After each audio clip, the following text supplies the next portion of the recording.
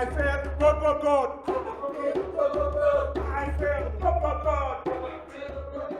Really, really, really good.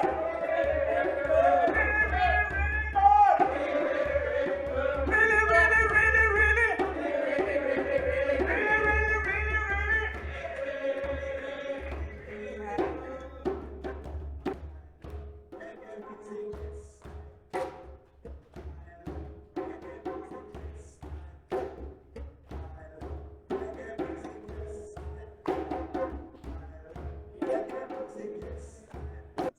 We're just going to do this.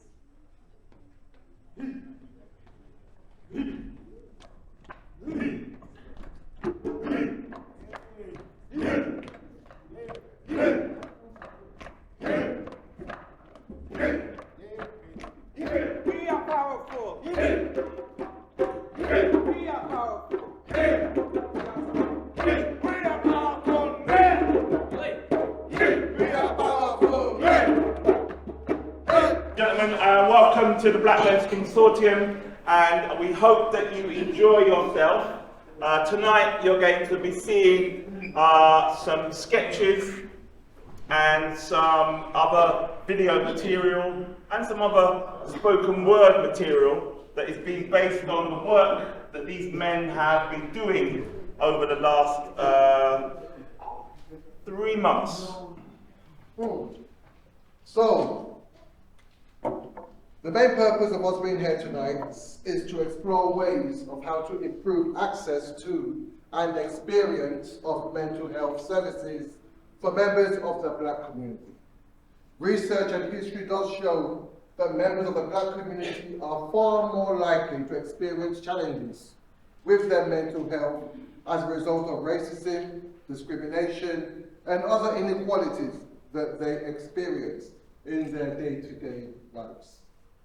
Unfortunately, when it comes to accessing suitable healthcare services that meet our needs, we often come across certain barriers which some might describe as systemic racism.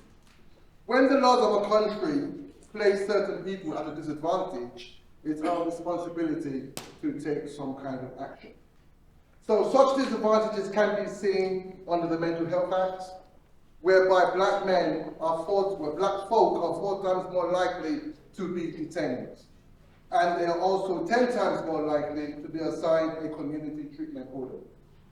So as part of our health rights, it's important to understand that patients have a right to receive guidance and advice from an independent mental health advocate.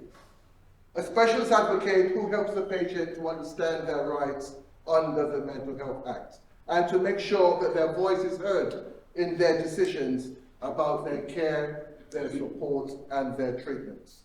But this does not often happen, and this is more of an issue for people from the Black community. So, as you're here tonight, please watch, act, and vote.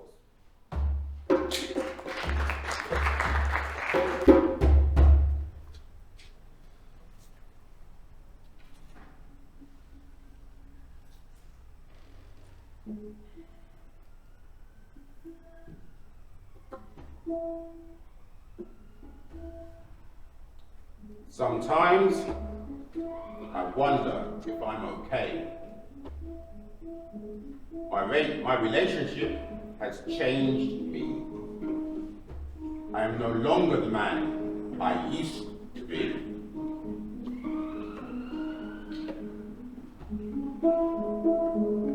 I loved her, and she loved me. But now it's pain. And our pain has become ugly. It's made me ugly. It made us ugly.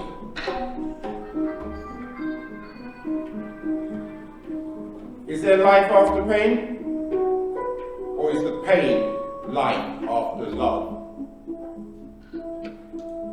The heart, the brain conflict, it is destructive. The mind can only take so much.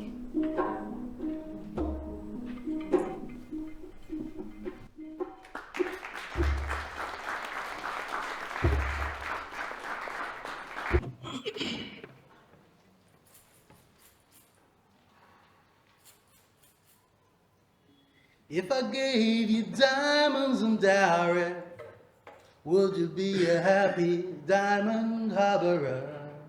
Serial honest. It's about the blood in your diamonds and the sugar in your blood. Not quite the diamond in the rough, but the jewel in the crown. Not quite the Demerara, but the Tate Lyle too. Not to blame, you're not to blame. We're not to blame, they're not to blame. Calling out to Mother Nature, so many lessons to learn, my teacher. If Mother Nature could show her emotion, how many rivers, how many rivers, how many rivers would she cry? If the ocean should rise above the land, time has no meaning like the grains of sand. If the world we knew would come to an end, no more contemplation, no more pretend. What is east and what is west? What is up and what is down? What is wrong and what is right? In this flat world western interpretation, a message from the unknown knowledge. A message from the unknown knowledge, unknown knowledge. Give me knowledge, knowledge that me can cope with. Doesn't make me look like a clown, make me frown. Is it 4 times the speed of sound towards the sun along the equator line? And now I've only just begun.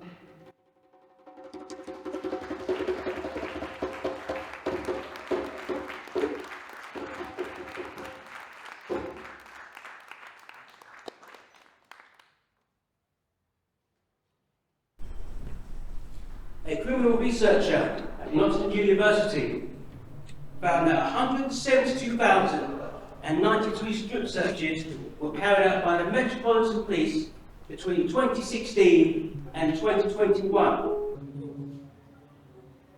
Alarmingly, 9,000 of those strip searches were children, and more than 2,000 of those strip searches were children under the age of 16. And more alarmingly, more than 35 of those children were either 12 years old or younger. The researcher also noted that 57,733, which is 33.5% of all strip searches in the last 5 years, were carried out on black people, despite the fact only 13% of Londoners are black. Child B, 17 years of the age of his strip search, said he would have happily complied with the police officers if he had an appropriate adult present. But his request was denied. He had a broken arm, so his arm was in a cast. They tapped his cast. He said, "Why are you tapping my cast?" They said, "Because you might have something in your hand." And in that, they took him into a police van and they strip searched him. He stated, "This is sexual assault. It wouldn't happen to Edward in Sussex. It wouldn't happen to Thomas in Knightsbridge. But what he did state, it's happening to us." He also stated that the local police would drive by when he was with his friends just in the area, and they'd stop and say, "Oi, you! Yeah, you boy, come here. What's your name? You're going up for a stripping." A 16-year-old boy, walking down the road, minding his business, was approached by 3 officers. They showed him his warrant card. They took him into a police car and took him to a place unknown to himself. He was then told to take off his clothes. Now cast your minds back to when you were 16 years old. You're on your own. You're scared. You're confused. You're alone. You don't know where you are. You're defenceless against 3 adults, and you're told to take off your clothes. despite the fact that he was scared. Stood there, took off his clothes.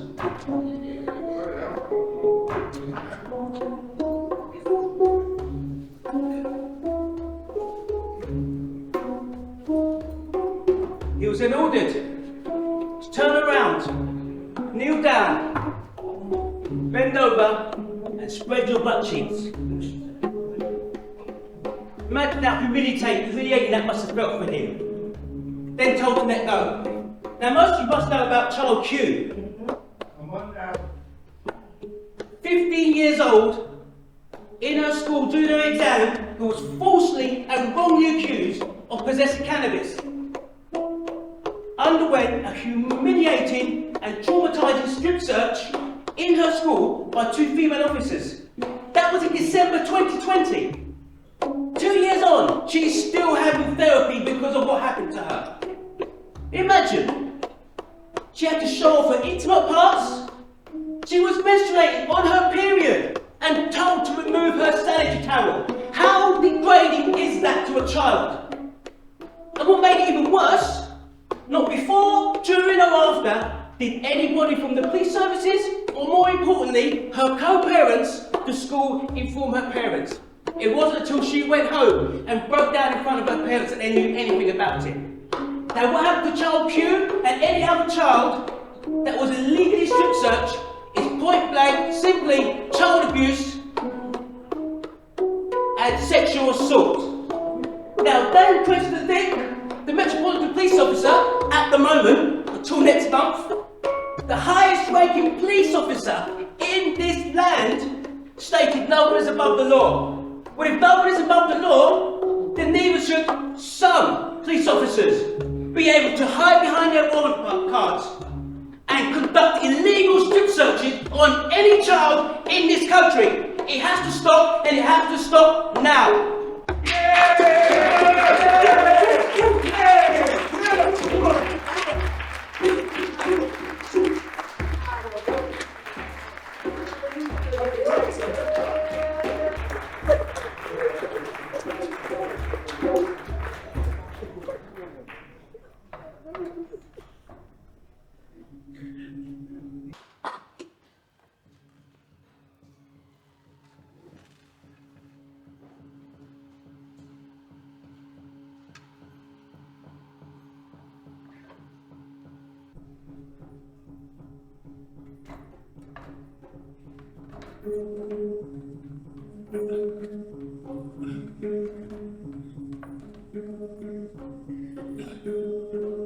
Hey you!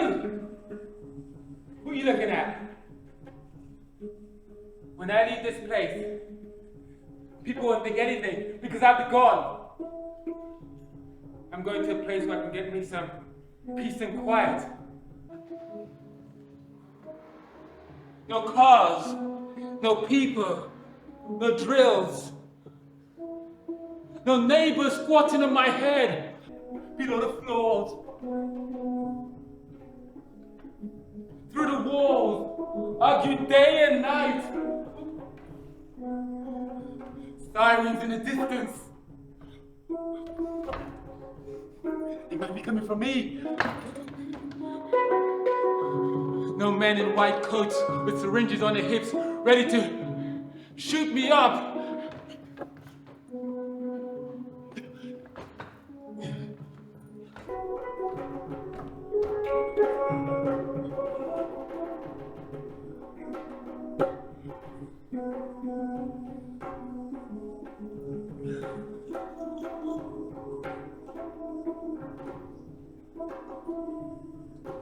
What you looking at? Look at you, scared like a tomcat with big balls. Mr. Consultant, Mr. Professor. You think I'm gonna eat you? I might. To see a look on your face.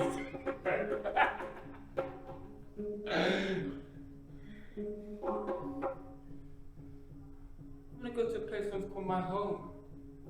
where I can feel the sand between my toes. Sunlight warming my body, and the gentle breeze caress my body.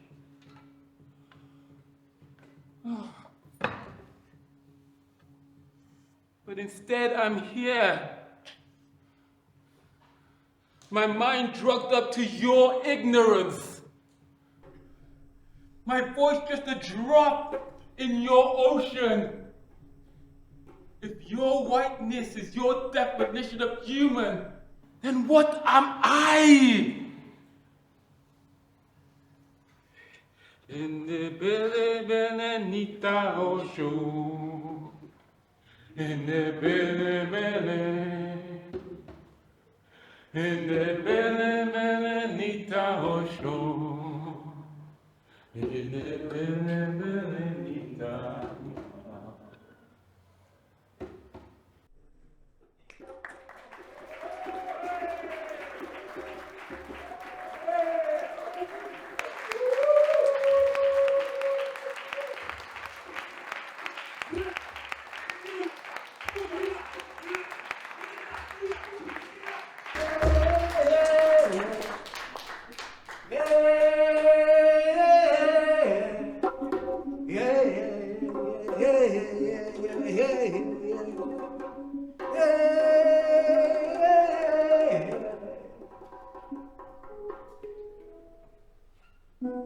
Don't be the buffalo soldier, farther from the Commonwealth.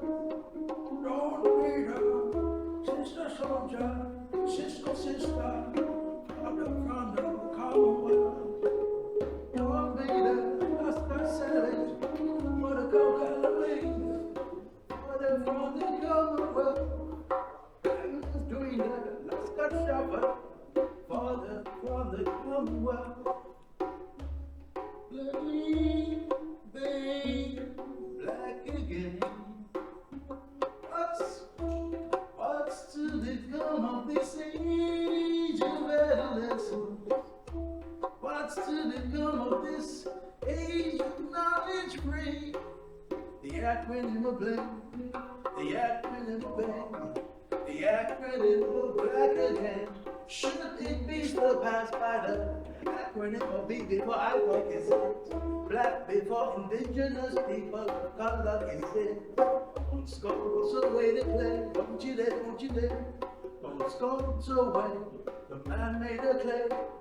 Ain't no bargain, what's a boy here today?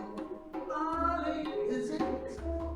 Halo, sad, turn on white fringes, halo. It's what I see, it's what I see, it's what I say. The acronym of Iowa once again. Indigenous for all of you, and I. Indigenous for all of you, we are. The acronym of Iowa once again.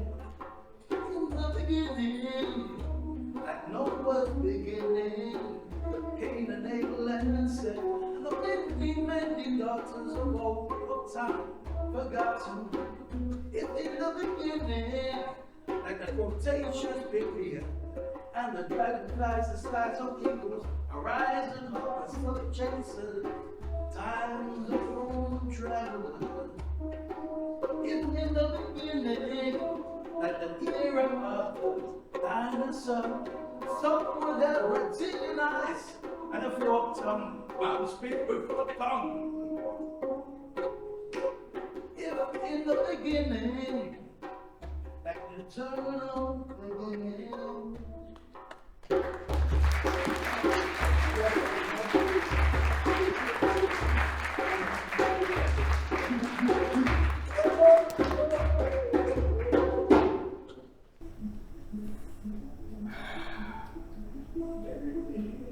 Been let down once again. No. I don't understand what's going on. This is the third time this has happened to me. Your ex just flaked on me. Your wife ignored my text. Didn't reply. But she can post on Instagram though, or Snapchat. And Girl Z ghosted. What am I doing wrong? I don't know what I'm doing wrong. I don't understand what's going on. I'm getting money. I got my own sport. I got a Mercedes out there. Lovely Mercedes at that. And what do I get? Nothing. Ghosted, flaked on, taking the piss out. Tired of this. What I try to do is be the best version of myself. Everyone else I know is in relationships, or they go rotation of women. And what do I get? Nothing. I'm tired of this. Moving forward, this is what I'm gonna do. I'm done with dating. I'm done with women. I'm done with it all. So moving forward, I'm gonna get a vasectomy. I'm gonna become an asexual. And I'm gonna be celibate till the day I take a dirt nap. Done with this. Ladies and gentlemen, this is life in the eyes of a bitter and frustrated person.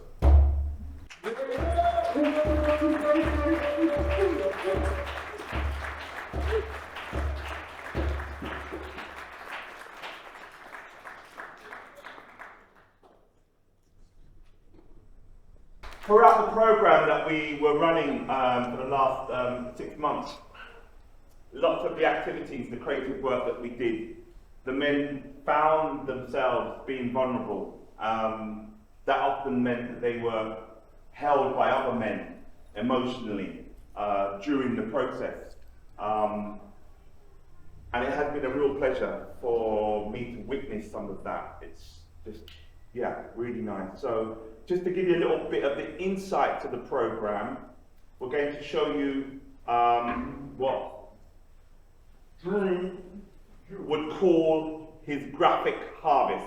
So just to get some insight to the whole program, what the men went through, then I hand over to Drew.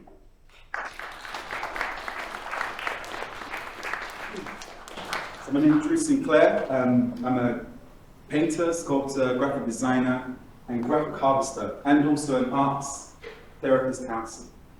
And I was brought into the project to basically graphic harvest, which is like taking minutes, but in a visual way, of each session. So for the 6 weeks, every session I would come with a long roll of paper, and I would do drawings and write down things that were said in these sessions. So I'm going to take you through that. Okay? So it happens in real time. So while they're talking, I'm on the side with this big roll of paper, and I'm just drawing and writing things. So these are some illustrations of the men in the session. So we started off with what is family.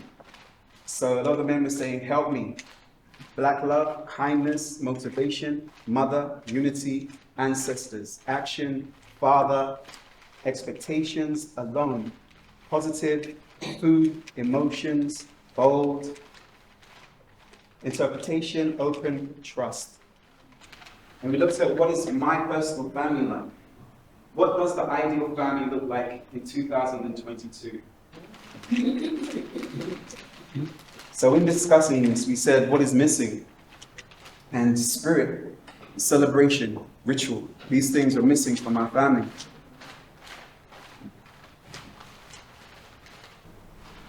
And then we imagine the perfect family at a table, discussing just regular things.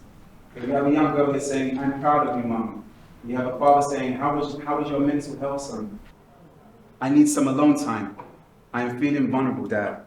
Like these conversations, do they happen at the dinner table? So what is legacy? A game of chess. Who will teach me? Who will show me? What about guidance from the other side, our ancestors? How many of us speak to our ancestors? So the second session, so what does racism look like? It's isolating, makes me feel like I'm something I am not. It's limited. It's limiting. It's a reflection of them, not me. It's a removal of someone's identity. You have to build up your emotional muscles. Unless you are physically hurting me, I'm not going to belittle myself. We all have our own experiences of racism. So sometimes it's like a gunshot when someone says something to you. It can go straight into your soul, into your heart. But we are all connected. So we spoke about many things, and then we decided to do some role plays. So we played many games in our sessions, which were just so much fun. And one of the scenes that we did was black body harvesting. So it was an idea around a black body being, I think, maybe taken by an ambulance, but then taken and the organs being taken. And these are some of the stories that we kind of discussed and explored. Where is your pass? Can I pass? Can I see a doctor? So then we did a checkout. Peace of mind. So then our third session, we actually practiced some Qigong in our sessions, just to find inner balance and peace and strength, focus. We did breathing exercises, energy cultivation. It was healing and it was graceful. And we played a game called Sound and Respond. So we found ourselves in the space, like following each other around, making sounds and responding with our eyes closed and just interacting with each other, really bonding and connecting. So another game we played was Timber, where a man would fall over backwards and be caught by his community, be caught by his fellow brothers. Will your community catch you? Timber, we're like trees. To be children, but not childish, was something that we discussed, which I thought was really, really interesting. There's a speaker called Pat McCabe, and if anybody's heard of her, she speaks about the indigenous peoples of the world and how they were considered to, or they are considered to be childish and simple. But this is a misconception. This childlikeness is a way of connecting with nature, singing, dancing, playing, pretending to be different animals. This is something that we have lost in Western culture, I believe. So we played musical chairs, and we just had fun. So yeah, then we watched the previous show that we did, which was last year, and we sang a beautiful song together about Ogun. So it's a way of kind of reconnecting with the ancestor, Ogun. And also the song that we sang earlier was a song for Oshun, which is, which was sung in that performance as he was laying on the floor. So both Yoruba songs from Nigeria. So then we did another check-in, and it was very interesting. From the last year's performance, when we watched the video, some people were laughing at some things that were said that were quite sensitive. So we really got into that discussion. So they laughed. We had to make them stop. I don't feel safe. I don't want them to laugh at me. It was a very sensitive subject, but then we discussed that they have a right to their opinion. We can't control others, but we can control how we respond to others. We have to listen to our hearts, read in between the lines. Once art is created, it is no longer ours. It has a life of its own. So how can we move forward? These things we discussed. And we did a puppet. We created some ideas for puppets, which you're going to see shortly in the coming plays, where we also created some very interesting props, which are fantastic by a great artist. So we played some more games. We discussed many different things. We spoke about shields. So bombs in our life, bombs in our community, fire and water, being a Zulu warrior, using our shields and our spears to protect ourselves and protect the ones that we love. So then we looked into some more role play, and we spoke about prison sentences and what it's like to be in prison for role play, and medication, taking pills. So yes, okay, listen, just take these pills. Next. So these things are gonna, literally next, yeah. And self-harm. Adam, what comes after one? Another one. So some of the concepts are quite abstract, but really, really just take on so much emotion and feeling. So this is something that came up. What is your name? It's Bola Okun. Okay, Bobby. I don't want any trouble from you. I don't want any trouble from you. So yeah, we touched on some very sensitive things as well. The things that I'm just going to skip through. The brown people bag test, we did. Just am I light-skinned enough to be accepted, to be loved? And fortunately, we had a visit from Chinyere, the African griot storyteller. Some of you may know her. She came to our session and she spoke to us about doing a men's retreat that was guided by women. So, and it was about Igbo cosmology, about water, earth, fire, and air. So we discussed these ideas of the feminine energy, divine feminine, and the divine masculine, and how we can bring those things together to create a more nurturing community. So she said to us, we are nature, we are worthy, we are powerful, we are African people. We are melanin rich, we are family, we are beautiful, and we are here. We need to change the system from the inside. We need to be creative and loud. So we played some more games, we bonded some more, we shared some more, discussed more ideas. And we talked about the plays. I'm not going to go into too much detail about the plays because you're going to see them soon. So this is just touching on them. So I'm going to keep scrolling. So, yeah, so we speak about medication and how we're just loaded down with medication, about the difficulties that we have with getting medical care and speaking to doctors and therapists. And then we spoke about being a black man. What does being a black man mean? Some of the men said, I have rhythm. I got followed by security. I am proud. I am good at sports. I just am. Because of politics, I'm black. I'm good in bed. Because they say I am. I am the right knight. I am the knight, and then also knight in Shainama. Because they believe they are white.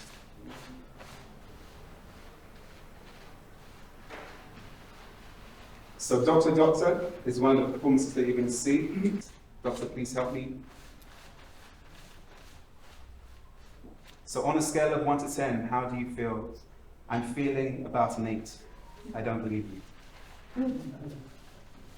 So Black Men's Consortium rehearsals, so we rehearsed Doctor in our final weeks, and we did the monologues, which you saw earlier with the frames. So these are the men rehearsing with the frames. And yeah, this is the sentence that you've seen. We have become ugly. So song, harmony, ancestors, listen, vibe, voices, blackness, love, we are ready. So watch, act, and vote. So yeah, that's...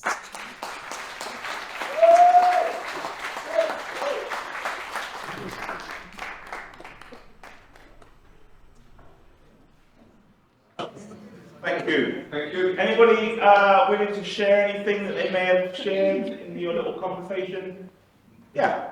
So we were talking about identity, the stereotype of what it is to be a man, and then with that, the pressures that men then actually feel in having to perform these multiple roles according to who they're in front of. So whether that's at home or at work, you know, if they're at school, you know, depending on the age, and then when you're in front of professional services, who is the man at any stage, and then all the pressures that fall upon his shoulders. Can I get a hand up for those of you? Can I get a hand up for those of you who relate, connect, and identify with what you just heard?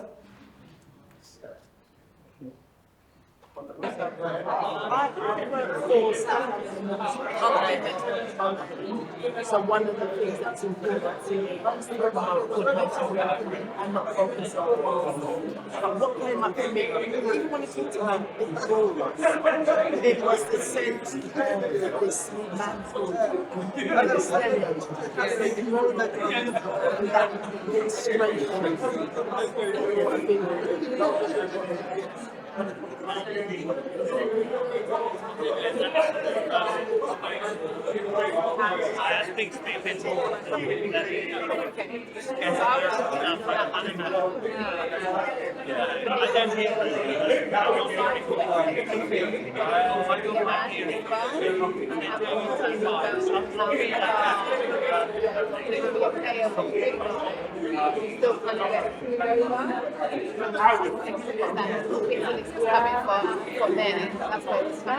That makes sense. How do you know that?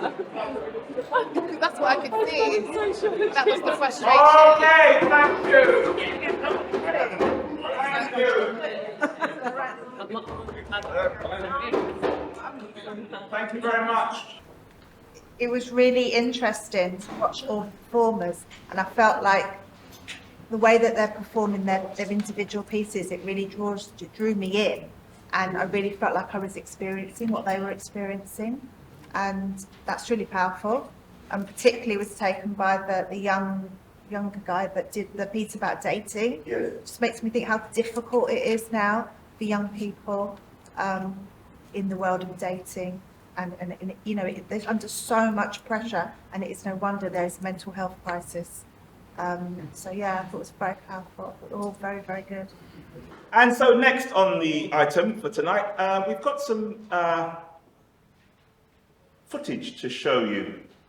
We've been exploring some things in our laboratory that we'd like to share with you.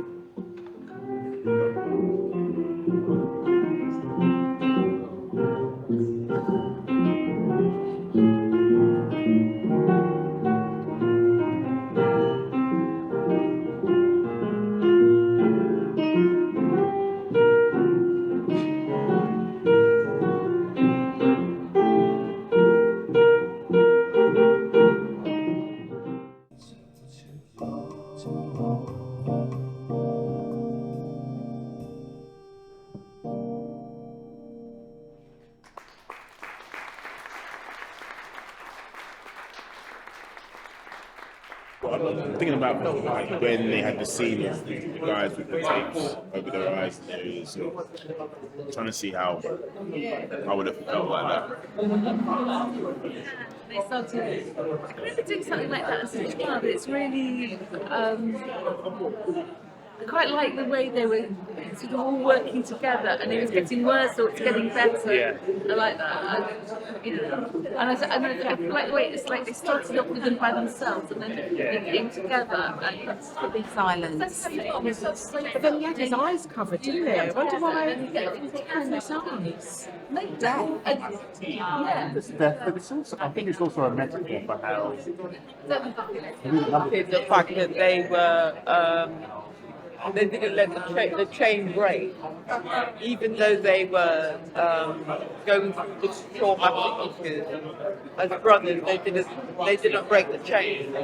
Well, I think that's what should happen. You know, we should have that unity and that strength.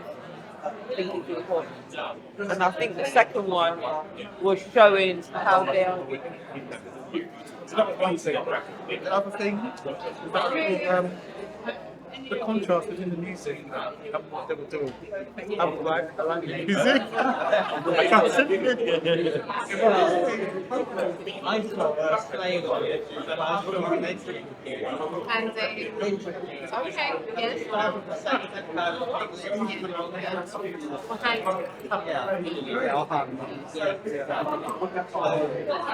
I saw them on camera.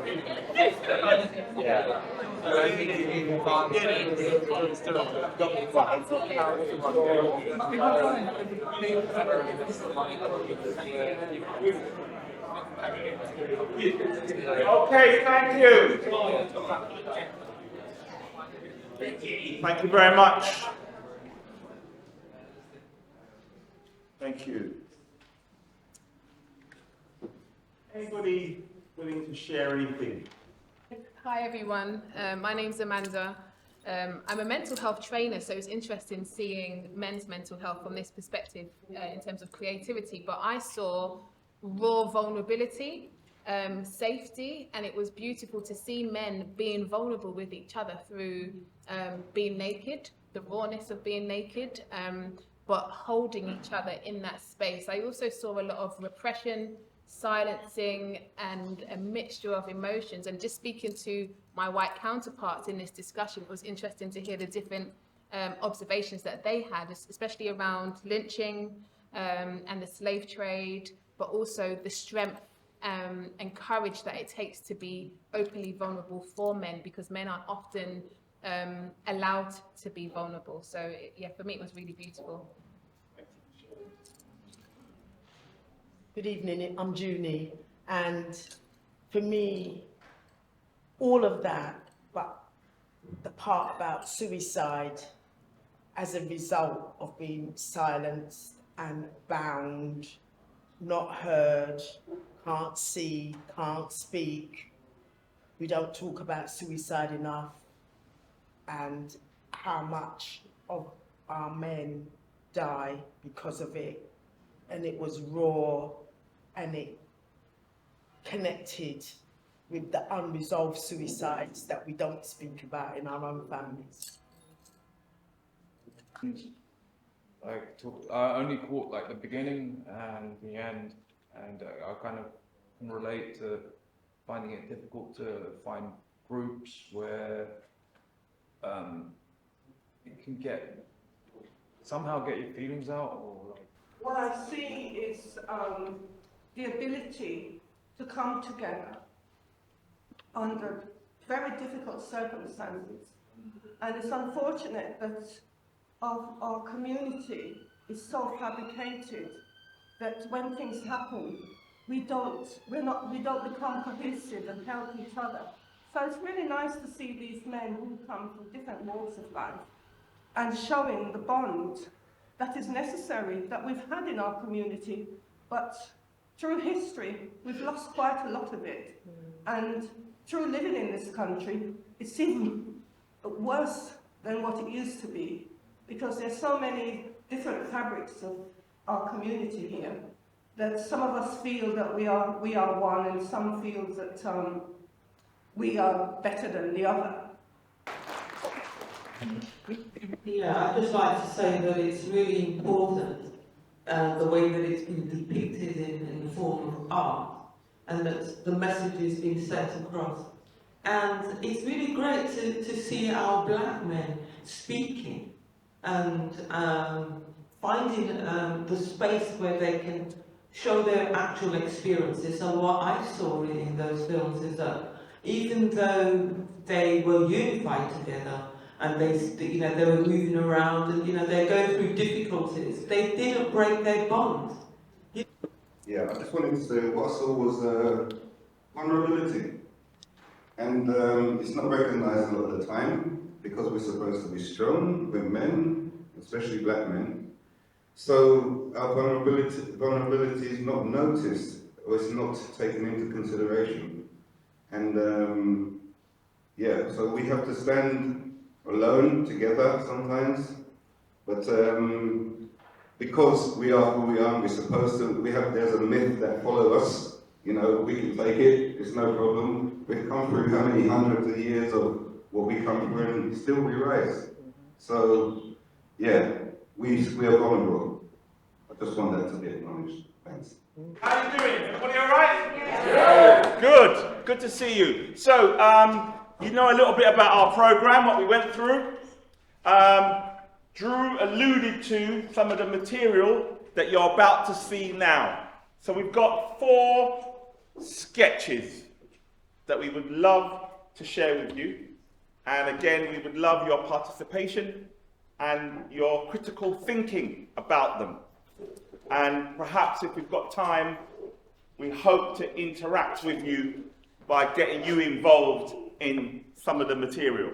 But let's see these 4 pieces of material. Thank you very much. Ring, ring. Mr. Martin, Mr. Martin, Mr. Martin. Receptionist, receptionist. Mr. Martin, Mr. Martin, Mr. Martin. Receptionist, receptionist. Mr. Martin, Mr. Martin. Receptionist. Okay. I'll call the doctor. Ring, ring. Ring, ring. Receptionist. Doctor, doctor, doctor. Receptionist. Doctor. Mr. Martin, doctor. Mr. Martin, receptionist. Thank you. Ring, ring. Ring, ring. Doctor. Mr. Martin. Yes, doctor. Mr. Martin. Yes, yes. Reception, Mr. Martin. A therapist. Okay, I'll wait for the therapist. Therapist, all right. Ring, ring, ring. Therapist. Doctor. Mr. Martin, therapist. Doctor. Therapist. Oh, therapist. Mr. Martin, therapist, thank you. Ring. Hello. Mr. Martin. Yes, therapist. Mr. Martin? Yes, therapist. Mr. Martin? Yes, therapist. 28th of the 4th, 2099. No, sorry. I can't take this. This is too much pressure. I've gone through too much. I don't know what to do. I think my heart's going. Look what you've done. What have you done? Look what you guys done. Your fault. It's your fault. You.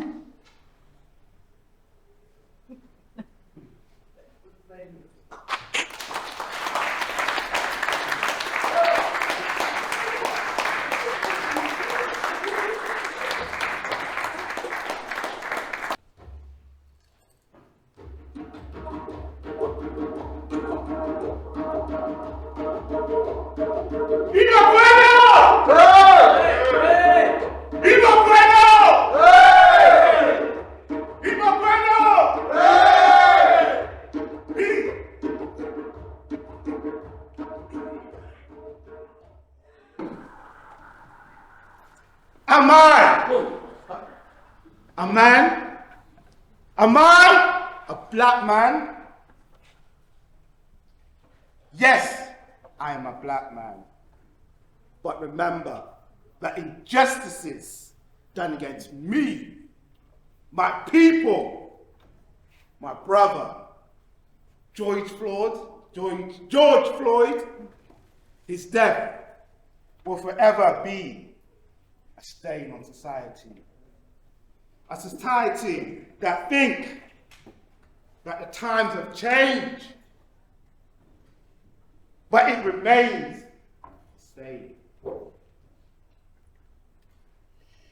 I will never be considered an equal.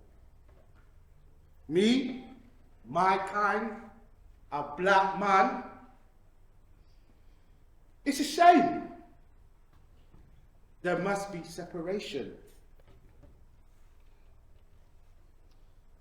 A categorization of all people created out of one woman in East Africa.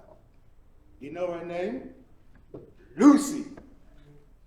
All right, I hear you, sister. Yet, we sit and we walla in a Babylon. Fighting for rights that only apply to a certain skin color. Are we not all protected under the same law? Are we not?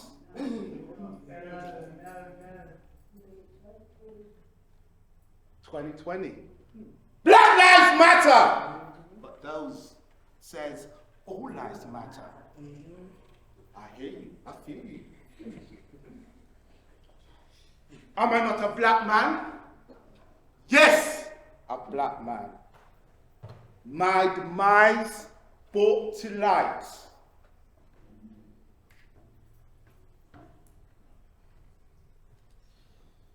The work has still to be done.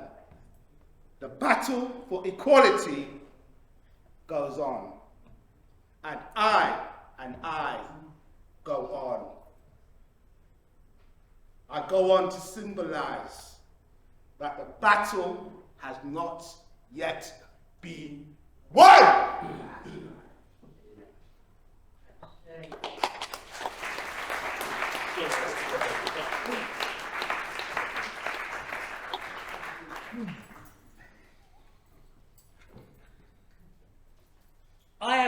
man. Fighting for freedom. Preach now. Heading for home. Detained, but not destroyed. Enslaved, but not extinct. I am a black man, and I am loud. Loud enough so that the voice of my people can be heard right through me.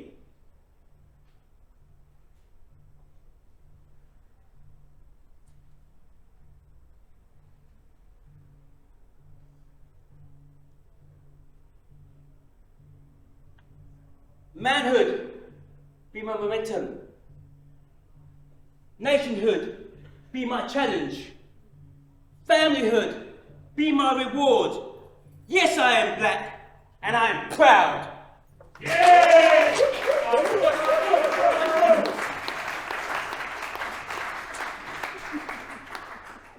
I'm a black man. Come on now.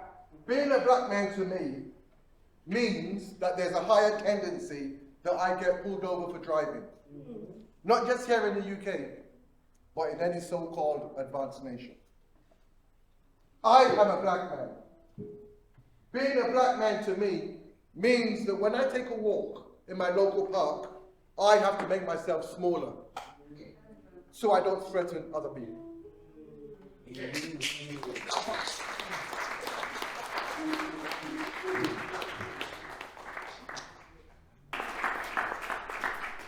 I am a black man. Remember that. I and I is a black man. Remember. Never, ever underestimate the black man. Yeah! It is true, I have studied, and I am also a black man. Yeah.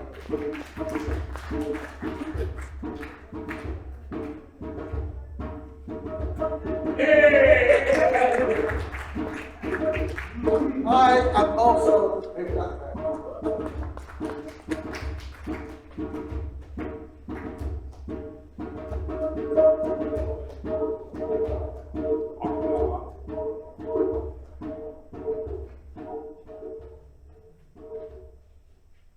Yes, baby. No, straight. No, I am also a black man.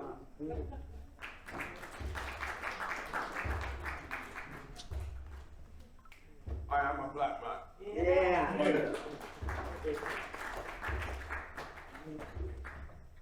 I am a black man.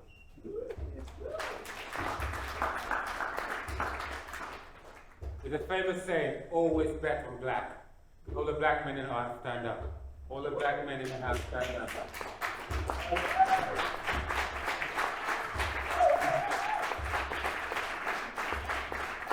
Thank you, brother.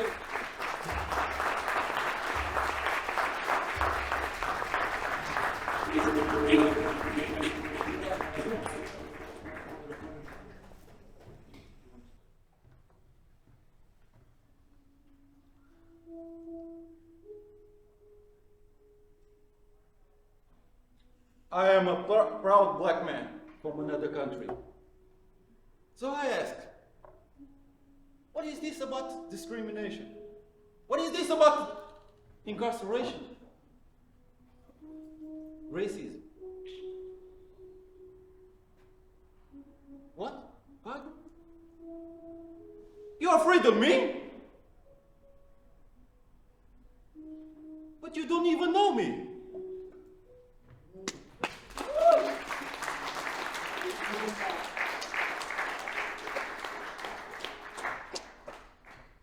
Good evening, brothers and sisters. This scene is co-written by myself, Alexander W.O. Anaharo, and Adrian Malcolm Martindale. I am a black man. I am a black man who is a human being. I am a gay black man. I am a black man who has loved. I am a black man who has been loved. Come on now. I am a proud African. I am a black man who is a Christian. I am a black man who is an activist for LGBTQ rights. We black gay men have to learn to survive from early on in our lives, to camouflage our true feelings. However, today we do not have to settle for merely surviving. We black gay men can stand tall. Here in the UK, 1 in 5 of us LGBTQ+ people have faced a hate crime. We have the right to exist. We have the right to coexist in society without the fear of violence. We demand the right to have the same rights as the most privileged in our society. Alongside that, 3/4 of hate crimes are racially motivated. There's a correlation between these two branches of hate crimes, as we're both marginalized minorities. In my country of origin in West Africa, being a homosexual or a lesbian is illegal and can land you in prison for up to 14 years simply for who you love. In the north of our country, under Sharia law, you can be stoned to death for being gay, lesbian, or bisexual. Today there are wars in both Africa and Europe, fights for justice, and a fight for our nation's very existences. LGBTQ+ soldiers are flying fighter jets, firing rocket launchers, and engaging in hand-to-hand combat. Whether in World War I or World War II, we LGBT soldiers have always stood shoulder to shoulder and fought with pride. I am a black man who is fighting for justice for the LGBTQ community by using my voice. Please join me with your voice.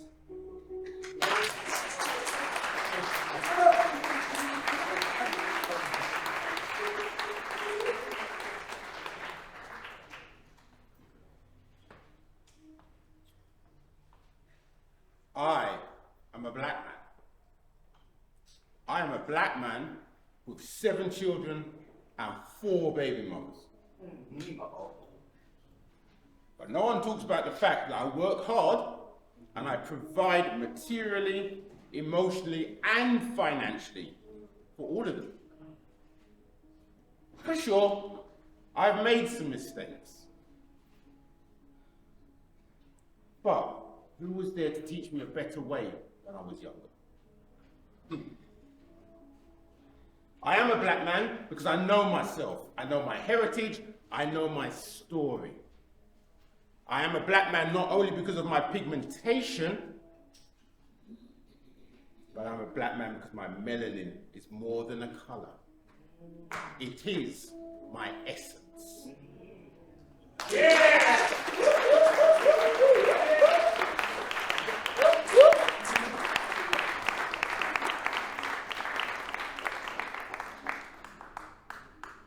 I am a black man. Mellington Rich. I am a black man. I am a black man. I am a black man. I am a mulatto mixed race black man. I am a black man. Yeah! I am a black man. I am a black man. I too am a black man. I don't need to say it. You see it. I am a black man.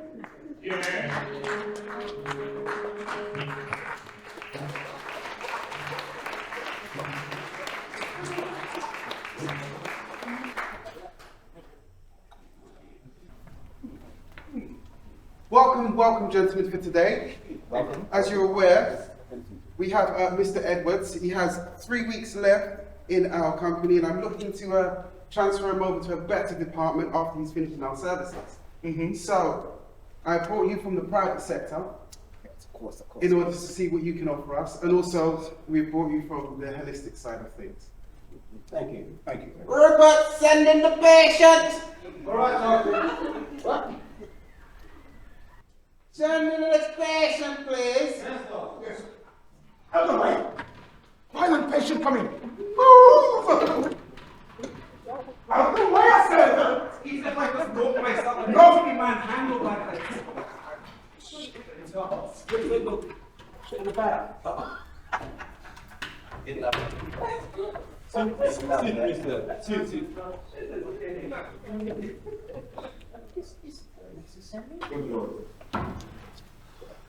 Right, Mr. Edwards. Hello, sir. Mr. Edwards, over here, please. Are you responding? Yes. No, we've given him a light notification. You should be fine for now. Okay. Right, Mr. Edwards. Yes, we sir. brought you here today to have a review. Yes. To see how you're doing. Yes. Because obviously you cannot stay in my services forever. Hopefully not. And what we're going to do is I have the holistic side of public sector. Fantastic. I also have the private sector. I brought them both here to tell you what's available to you. So I would like you, sir, to currently just explain to him what services and facilities you can provide. Well, I'm absolutely astounded how you was dragged in here. Thank you. That should never have happened. Basically, I'm here under section 117 of the aftercare leaving team, which is coordinated by the Community Care Treatment Order, to let you know that you have rights for your care plan, yes? Yes. And within your care plan, because you're only here for another 3 weeks, yes, we can provide you with the best holistic rehabilitation with the care in the community. You will still be under medication, but mild medication. Fantastic. Because rehabilitation is getting you back into the work life, yes, into family life, yes, and getting you to know yourself, yes, as opposed to being induced Thank you. with complete Thank medication, you, which, sir. as far as we're concerned, is okay. unacceptable. Thank you. These are just advices that he's giving to you. This is not a definite. So this is Please what I've been understand. requesting for the past 3 years. Please calm. Thank you, sir. Thank I you. would really love to work with you because I've been in this institution for 3 years and I've been having terrible side effects. I shake and I have the most painful constipation. Okay, and Mr. my Edwards, vision please is calm blurry. down. Please My calm mental down. health is deteriorating from staying here. Mr. Edwards, this is not the place for you to become retaliating. Yeah, you must remain calm. We're here to tell you what's available. I understand you want to tell me about your feelings, but we need to focus It's not my on feelings, the it's my facts. treatment, doctor. Okay, fair enough. Right, would you like to explain to him what you can offer to us? Yes, sorry, stand up. Yes, so, good afternoon, Mr. Edwards. Good afternoon, sir. How are you? I'm very well, thank you. Could you please tell me your diagnosis? Well, I disagree with it. I don't believe that I have a diagnosis that's accurate. So, what we are proposing now, as you may know or be aware, I'm from the private sector, Yes. and what we're offering you is a out-of-county placement located 200 miles away. What? Yes, 200 miles away. But my family wouldn't be able to make that trip to see me regularly. Not my problem. There's always income support. And we are working with, and I'll just grab it, a major pharmaceutical company. More medication. A major pharmaceutical company that has specifically designed this antipsychotic medication, specifically designed for black people. No!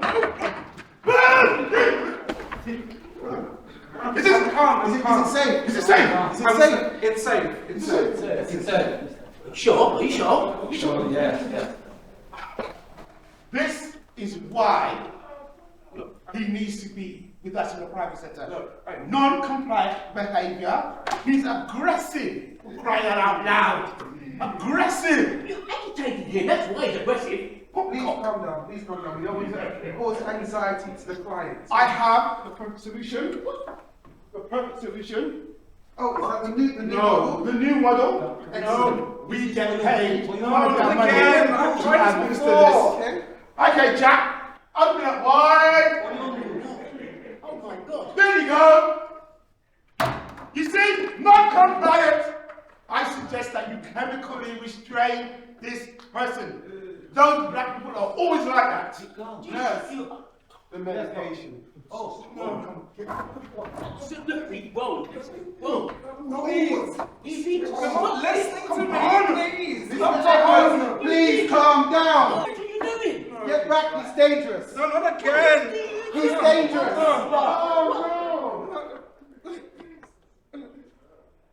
Oh, Mister.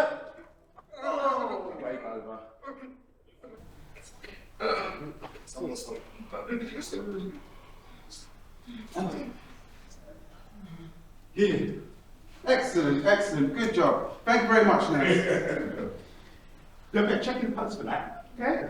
I have seen enough. This is disgusting. It's not 19012, it's 2021. Please, sir. No, sir, nothing. My clients cannot deal with He is your not your grounds. client. He's not a lab rat. He's a human being with rights. And We you know what? have him. No, you don't have him anymore. He's now mine. My patient. Come on, we'll get you out of there. I will take care of you. Come on. Hold Come on. I will look after you. What are you doing? Hold on. You will stay with me. I will look after you. Care of the community. Come with me. I do not think so. This is a gentleman. Every time he's been discharged back into the community, he relapses and he causes more damage to the local community. So he's coming with me! Care of the community? You don't know what care of the community is. All you do is put people with pills, yeah, and turn them into lab rats. You are despicable, and you will be held on the medical board. Young man, you have rights. I will protect you in the care of the community. Proper care, not your insubordination nastiness. Come with me. Come on. But hold on. He has a history of non-compliance when he's in the community. His medication and treatment is best served in the inpatient psychiatric hospital. Come on! How can you say that? All you've done is compete in comatose for the last 3 years. He hasn't been out of the community because you drugged him up with your stupid drugs. You're a criminal. Come with me. Come with me. I will save you. Come with me. He's mine! Francesca, help me! Linda, Jennifer, help me! Black Fry, help me! You have the back with the bad weed! Can you help me? Please! You're slipping through my fingers! He's mine! No! I'm sorry! I'm sorry! Dr. Hodge, please! Dr. Hodge! I'll be back! I'll be back!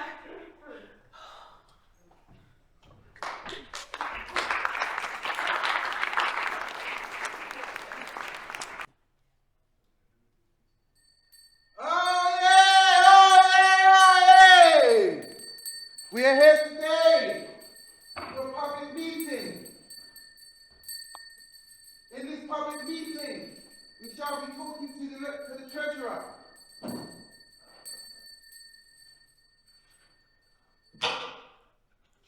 I would like to call to this meeting the local government people who are in charge, the commissioners of service for education,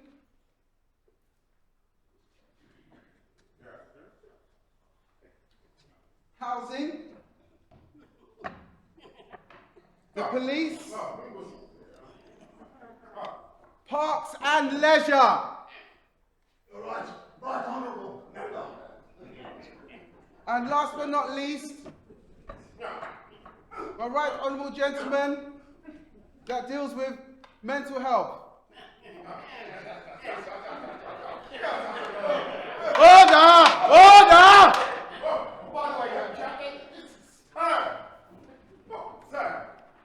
Thank you, my right honourable gentleman. Now we are here today to discuss the up-and-coming budget for this year.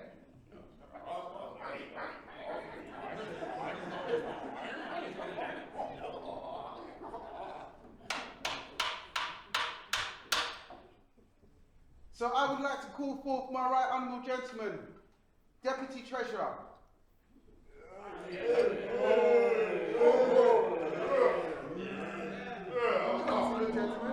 Thank you, gentlemen. Thank you. As I have stated, and I will state again, we are here to discuss the budget for this year. Each department shall put forth their argument for reasons on why they deserve extra in their budget. First, I would like to call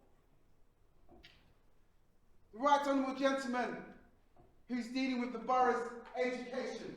Please step forward.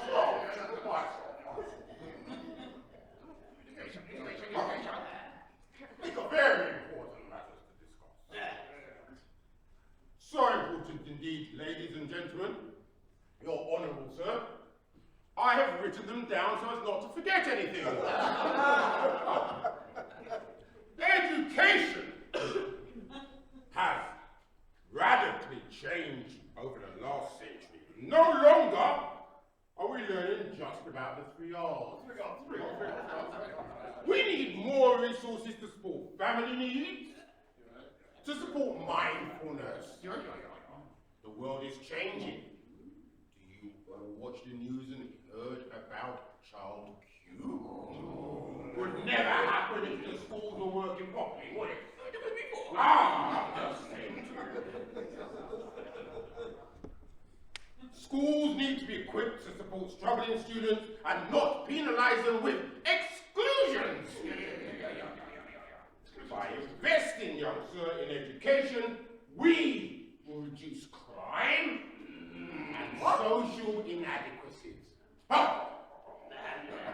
Thank you very much, my right honourable gentleman. Now, I would like to call my right honourable gentleman for the Housing Department of the Borough. Please step forward and state your case. Thank you. Well,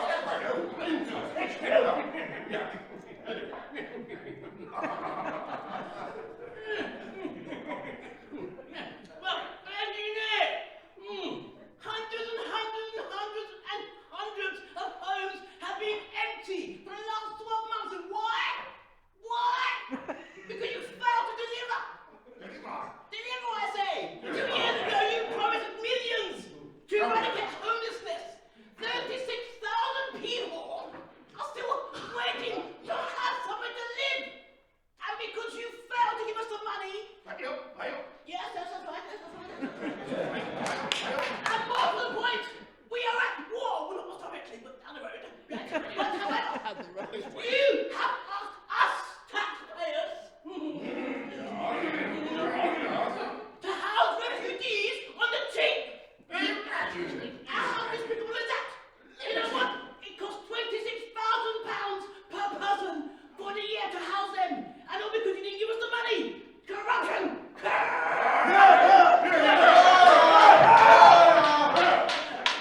With my right honourable gentleman, remember, this is a public meeting, so there shall be no conversation of these shenanigans or any so-called accusations.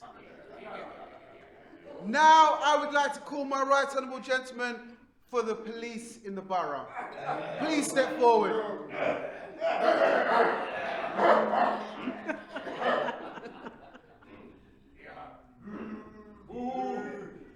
My right honourable gentlemen.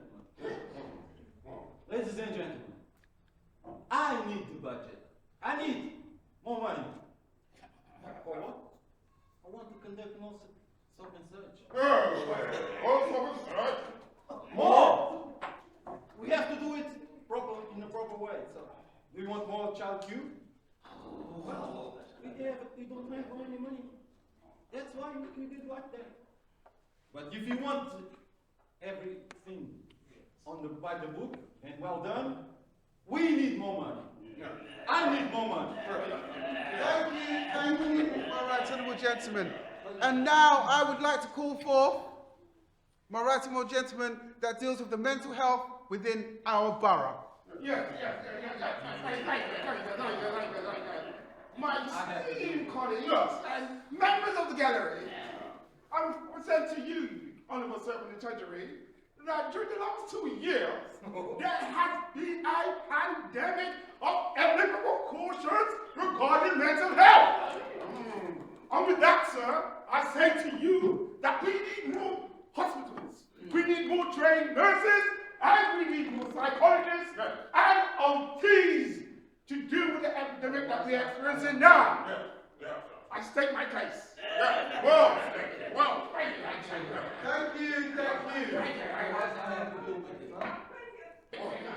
And now for my next constituent, I would like to call my right honourable gentleman who's responsible for parks and leisure centres. Well, would be a better place if it was greener and fairer. Don't you think we need a more greener environment? Me too. And this year in particular, Our Majesty, she's going to be celebrating 70 years of service to all communities. And she's got this project, the Green Canopy Project. And I and my locals, we are planting trees to make things fairer. And then it will reduce mental inadequacies. What? Our school kids will feel better. And as for you, you failing scumbag, there won't be any problems. Because we're in a fairer society. I need the 7 million. I need the 7 million. Gentlemen, Mr. Deputy Treasurer, you've heard their statements. Now, I would like you to give a brief synopsis of what you can offer us for this year. Thank you very much, gentlemen. Thank you very much for your budget proposals. Thank you for the great work you're doing. I'm gonna get it. Everybody, all of you are doing real good jobs. Well done, keep it up. But unfortunately, do what you can.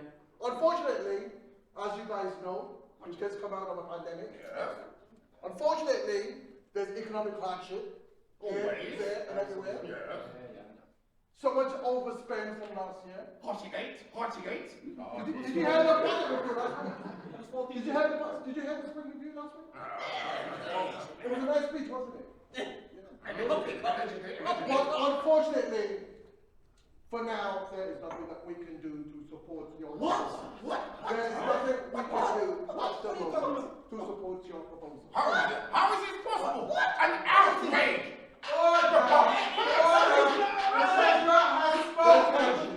All of you overspent the budget last year. Thief!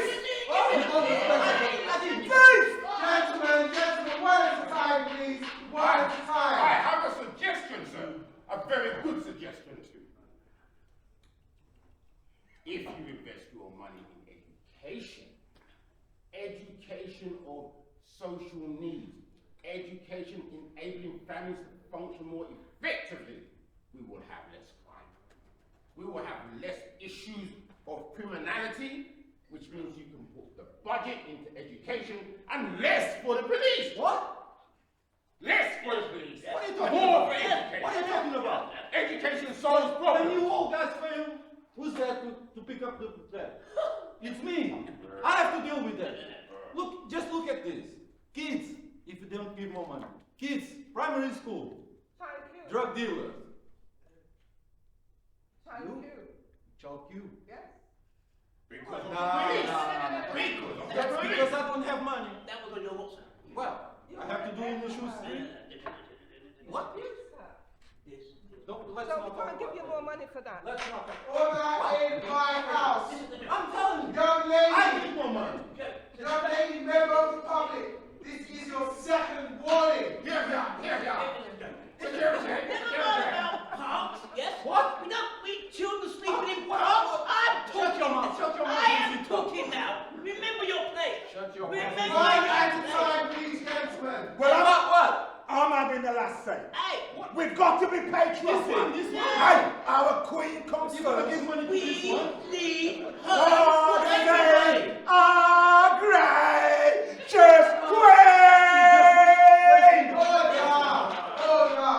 We need homes for the Queen, we need homes for the children, we need homes for asylum seekers, we need homes for everybody. Yes? Without these homes, we're going to be. Actually, you've got about 2 or 3 homes. Why don't you put a few up, hey? Tell yourself now. Humbug. Can we get some funding for the Black Man Consortium?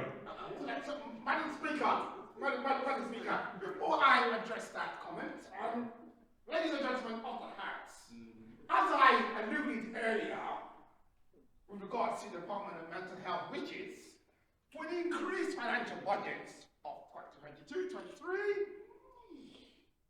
Madam Speaker, I suggest that you defund the police while they get their racist institution in order. It was only last week a young black man was stopped on a nice hot sunny day for wearing clothes inappropriate for the weather. Please remember, we are not here to pass judgment on other departments. We are here to improve our bar. You see? Alright, secondly. I will do that statement. Secondly, the money should be taken away from the parks. And I know that this is very controversial. Okay. And I apologise to all your voices. Sir, the Queen is celebrating her 70th year on the throne. Sir, you know what? I am very thirsty. Anybody for a gin and tonic? Yes! Right here!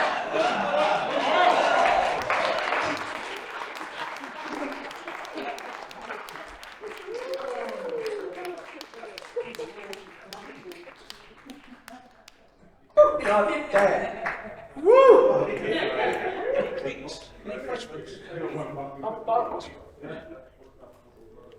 What can I say? What was that like for you? Reality. Reality? What else? Painful? What else? Frustrating. Frustrating? Depressing.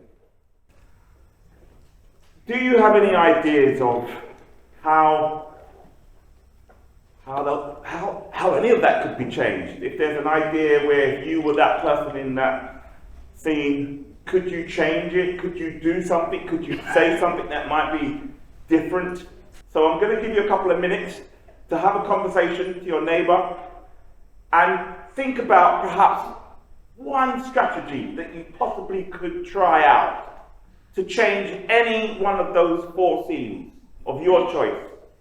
And we would love to hear what that intervention, solution, problem-solving notion that you have. We'd like to see it and hear it, and most of all, I think everybody here would support you in trying it out. Yes? Yeah. Yes? The idea is to see what we can do to make a change. 4 scenes. That's what we're after here. We want somebody to come up with a real... You'll try it out. So what we're going to kind of do from here is rewind. So I need you to move back. I need you to go back. So I need everyone to start rewinding. Yeah, I was just thinking, where's the family? Because have they been invited? And I just thought of a scene where maybe a family member came in and, looked about him and asked if he was okay. But then I was I think I got the whole thing wrong. So I was thinking, let's rewind right back before this even happens. Are we checking in with one another? Are we ringing up our friends and the people that we haven't seen for a long time to find out if they're okay? Are we checking in with our friends and our families? People, we all kind of get on each other's nerves and we fall out with people, blah, blah, blah. But, maybe that's the time to kind of pick up the phone and say, hey, are you all right? How are you doing? Are you okay? You don't have to invite them around or anything, but just check in on one another. Okay, so. Yeah. That's great. Can we give them a round of applause?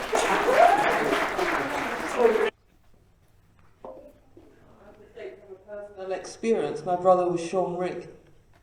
So, whilst the family, me, was very close with the mental health services, Islam, for 20 years, with a contemporaneous file, with a dialogue that somebody attended the meetings, and supported my brother for 20 years.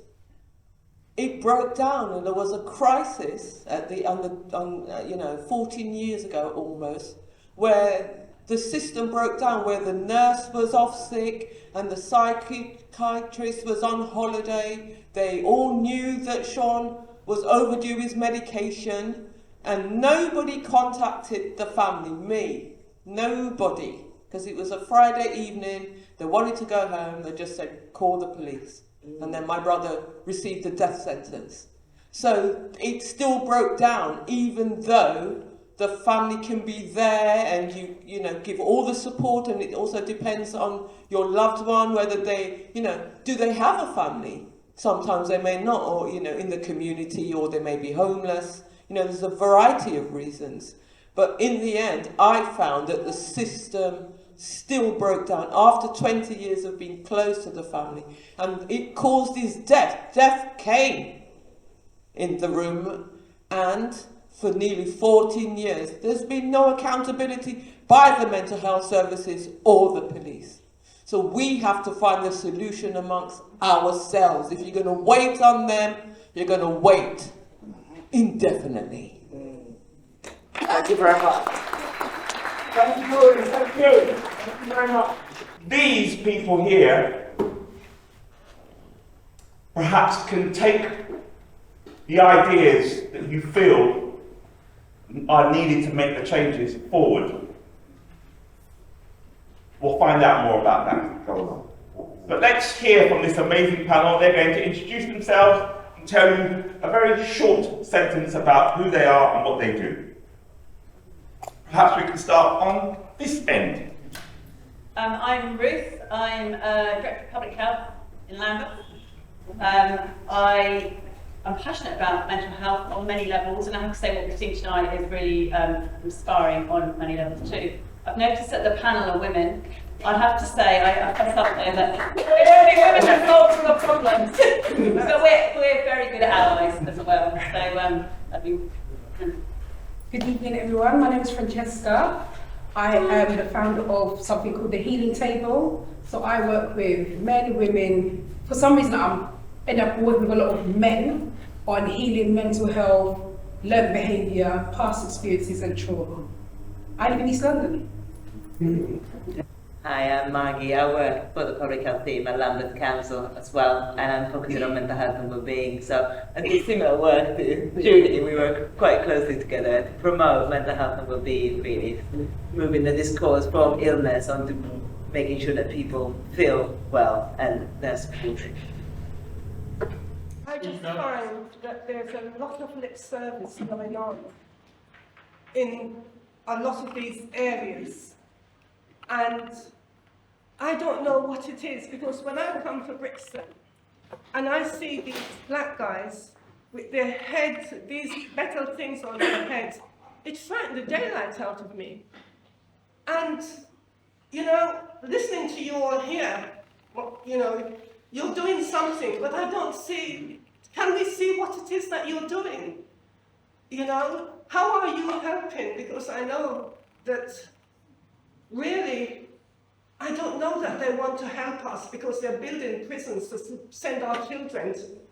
I would just like to know if there's any possibility of having more like early intervention opportunities for people with their mental health, so that people don't have to get to a really bad state before they're offered help, and also if they can be offered more long-term help, because there's a lot of short-term help available, which the primary motivation seems to be to discharge them and let them go again, and also a more kind of cohesion between mental health services and drug and alcohol services, and an understanding of dual diagnosis, where I think people are batted from one to the other, and prevented services, access to services. I think health professionals should be given cultural competency training, especially white health professionals, when they're dealing with black people who, when they express themselves, they should not misinterpret it. When I say cultural competence, that is ability to understand other people's culture. I think they should be given cultural competency training, and then young men should be, when people are going through mental health challenges, they should be given, people should listen to them, they should not be condemned, and they should not be treated as mad. They should be treated with understanding and empathy. I feel like there should be more Pan-African schools and more youth clubs that should be built up. I feel like we should be less reliant on the system and kind of try and create more of a community within it. I think teaching Black history in schools rather than just once a month, a month of the year, because that not only helps other people understand Black people, but Black people understand Black people. You know, Black people don't come from the West Indies. They were taken there. They come from Africa. So, and a lot of us, we're proud of where we come from, but at the end of the day, you know, it's not taught enough. So for people, when we understand ourselves and people understand us, that's where you get a unity.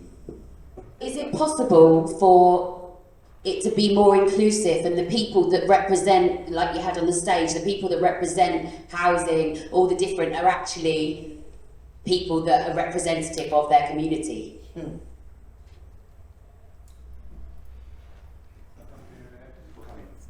At the present moment with getting therapy within Lambeth, you get 6 to 8 weeks, or is it 6 to 9 weeks? Either way, in terms of having therapy, whether you're recovering from an addiction or you've got a mental illness, it flies in the face of sensibility to have a short period of time where someone has had counselling or therapy.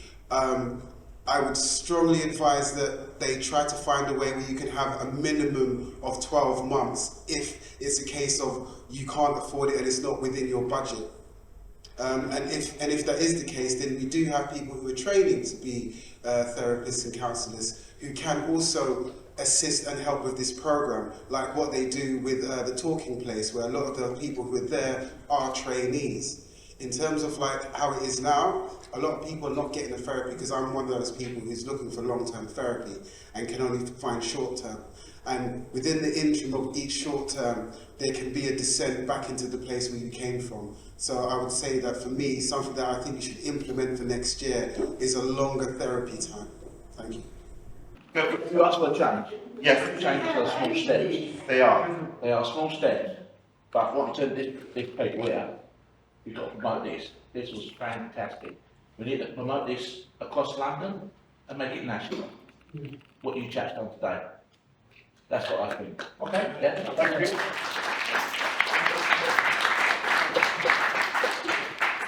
I agree with what the young man just said. He said youth club, yeah, after school programs to keep the kids off the streets so they can stop abusing the children and let them grow, stop street searching them and stuff. So after school programs, please, and youth clubs. Thank you. If you bring those two ideas together, I think it'll make more sense. More early intervention, but culturally appropriate early intervention. An understanding of how we tick as Black people. From my contacts with the mental health service, I've always noticed that because of the mental health service, the psychiatrists, and as you know, psychiatrists here, the people with the power are the consultant psychiatrists. So where are they? I've got a friend who's repeated, well, he's beside me, if you don't mind me. Hold the mic. Yeah, I've got a friend, he's repeatedly sectioned. He's been sectioned so many times, I lose track of the number of times. And the people with the power are the consultant psychiatrists, they're the gods. When are we going to have some more Black, I don't know, either since we've got so many white psychiatrists, how are they going to be educated to understand people from a Black background? Or can we get some more Black psychiatrists around, please? I mean, I don't know what you can promote, programs in education, what have you. Time is running. I'll be very quick. I think we need to have more cultural awareness that is lacking in all the different occupations. And until people understand that just because somebody shouts, doesn't mean they're off the rail or anything like that. And cultural awareness is essential to helping, with us moving forward. So when someone's been in hospital and then come out, what happens to them? So they end up going back into hospital. So there's no care. I mean, I know from a recent experience of someone being in hospital and being discharged, and up to now, the nurse in the community has not been seen. Yeah? So we need to go look again at care in the community, because community organisations, when they were established, working on the ground with people who know the experiences, the background, they can relate to people who've been in hospital. The professionals need to break down this mask and actually show their humanity. Yeah, because when people go in hospital, it's because they've lost a sense of who they are.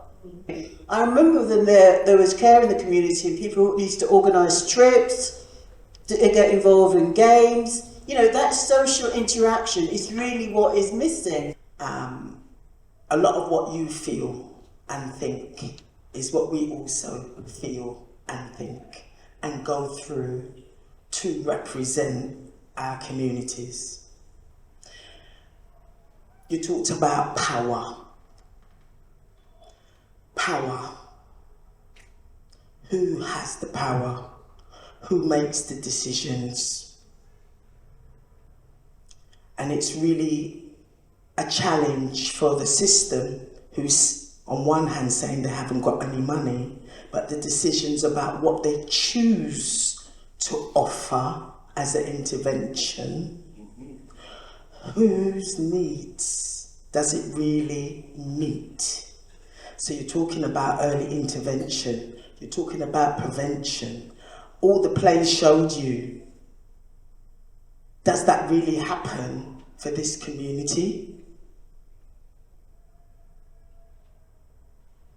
And so a part of our conversation and what we need to do is saying we want to stop our mental health worsening. We want to improve it. We want to engage with it. We want the quality of life that you're talking about.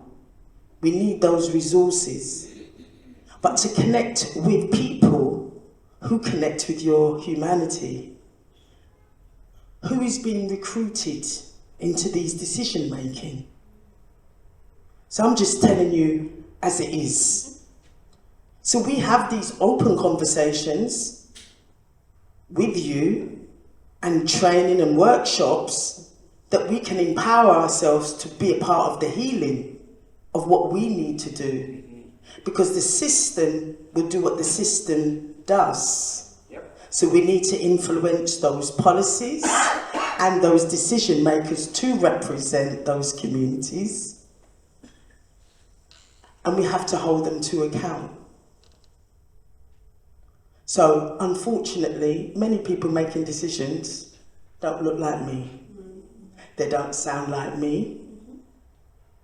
They might sound like that discourse between the holistic therapist and the organisational institution mentality that compete. But does that conversation connect with the people it needs to serve? And that's what you're really saying, that's what you're asking for. And that's really clear. And I only can be as honest as that, because that's the nature of the work that we do. Within what we do, we make a difference. And that's why we know the people in this room. We're not a stranger, because we're here with you. Okay? I'll pass the mic on.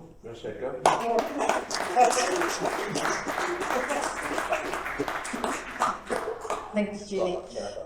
Yeah, and thank you for all of your contributions. And your comment about psychiatrists and their power is real.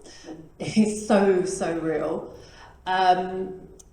But I think when we're thinking about psychiatry, I think we absolutely need to think about how we start to deconstruct the very foundation of it, because it's problematic when it comes to Black communities. Yeah.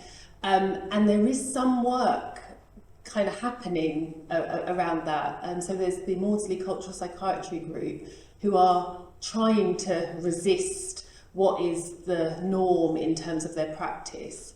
And it's very true, like what you're saying, is that when I'm in a lot of strategic spaces and I'm often the only Black face in the room. And so through our work, what we're trying to do is to see how we can work more effectively with other Black-led organisations so that we can start to come out of those spaces so that other people can occupy them.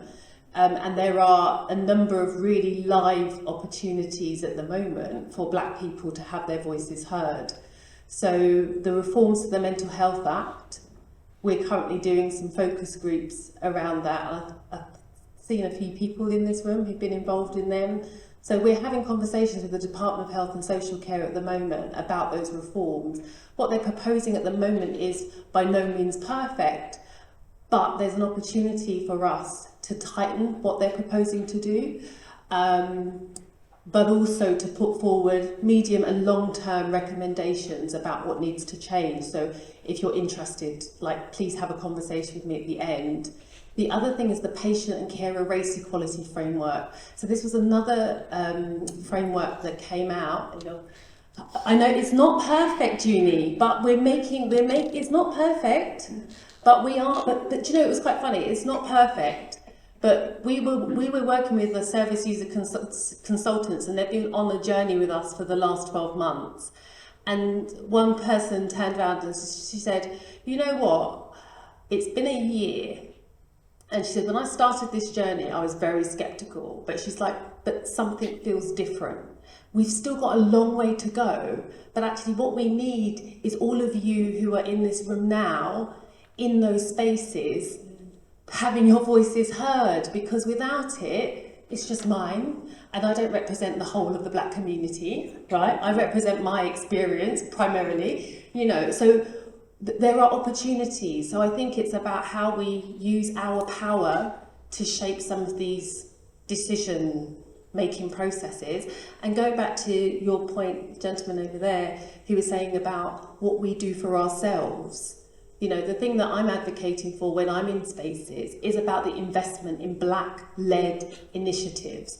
Your point around, you know, 6 sessions of counselling, with the complexity that we hold based on our experiences, 6 sessions is like, probably for, I'm making an assumption, sweeping assumption, but like kind of just about kind of saying hello, because in 6 sessions, you probably just about got onto, like, I have a 4th sibling, you know, so I kind of feel like these are things that we can do stuff, but like I can't do it on my own, and my team can't do it on our own.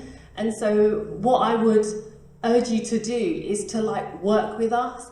And also, we don't believe in black and brown labour for free.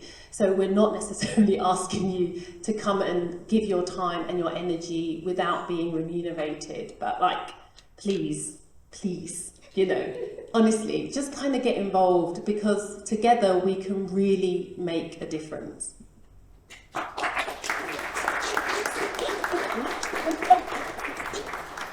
So I'm going to go off the back regarding therapy. Red tape is our problem.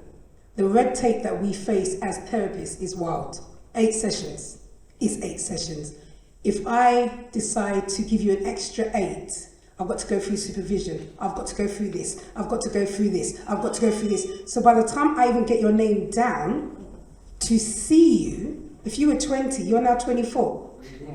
One of my clients was 17, and during lockdown, he was on the waiting list for 2 years. During lockdown, he turned 18. So then he became an adult. So he went to the back of the list. I got told that if I raise this up, I'm going to be suspended. So I no longer work there. Anyway, the trauma that we have, and I know everybody said it's a black thing, black community, but what is the black culture? Because I'm Ghanaian. My ex-husband's Jamaican. My trauma is not his trauma. His trauma is not my trauma. We need to address our trauma and teach the generations, because a lot of us hold everything back in our houses. Nobody wants to share stuff. I've got people talking about, we need more of this, we need more of this. I've got mums, single mums saying, we need more support. But parents evening, you're not there.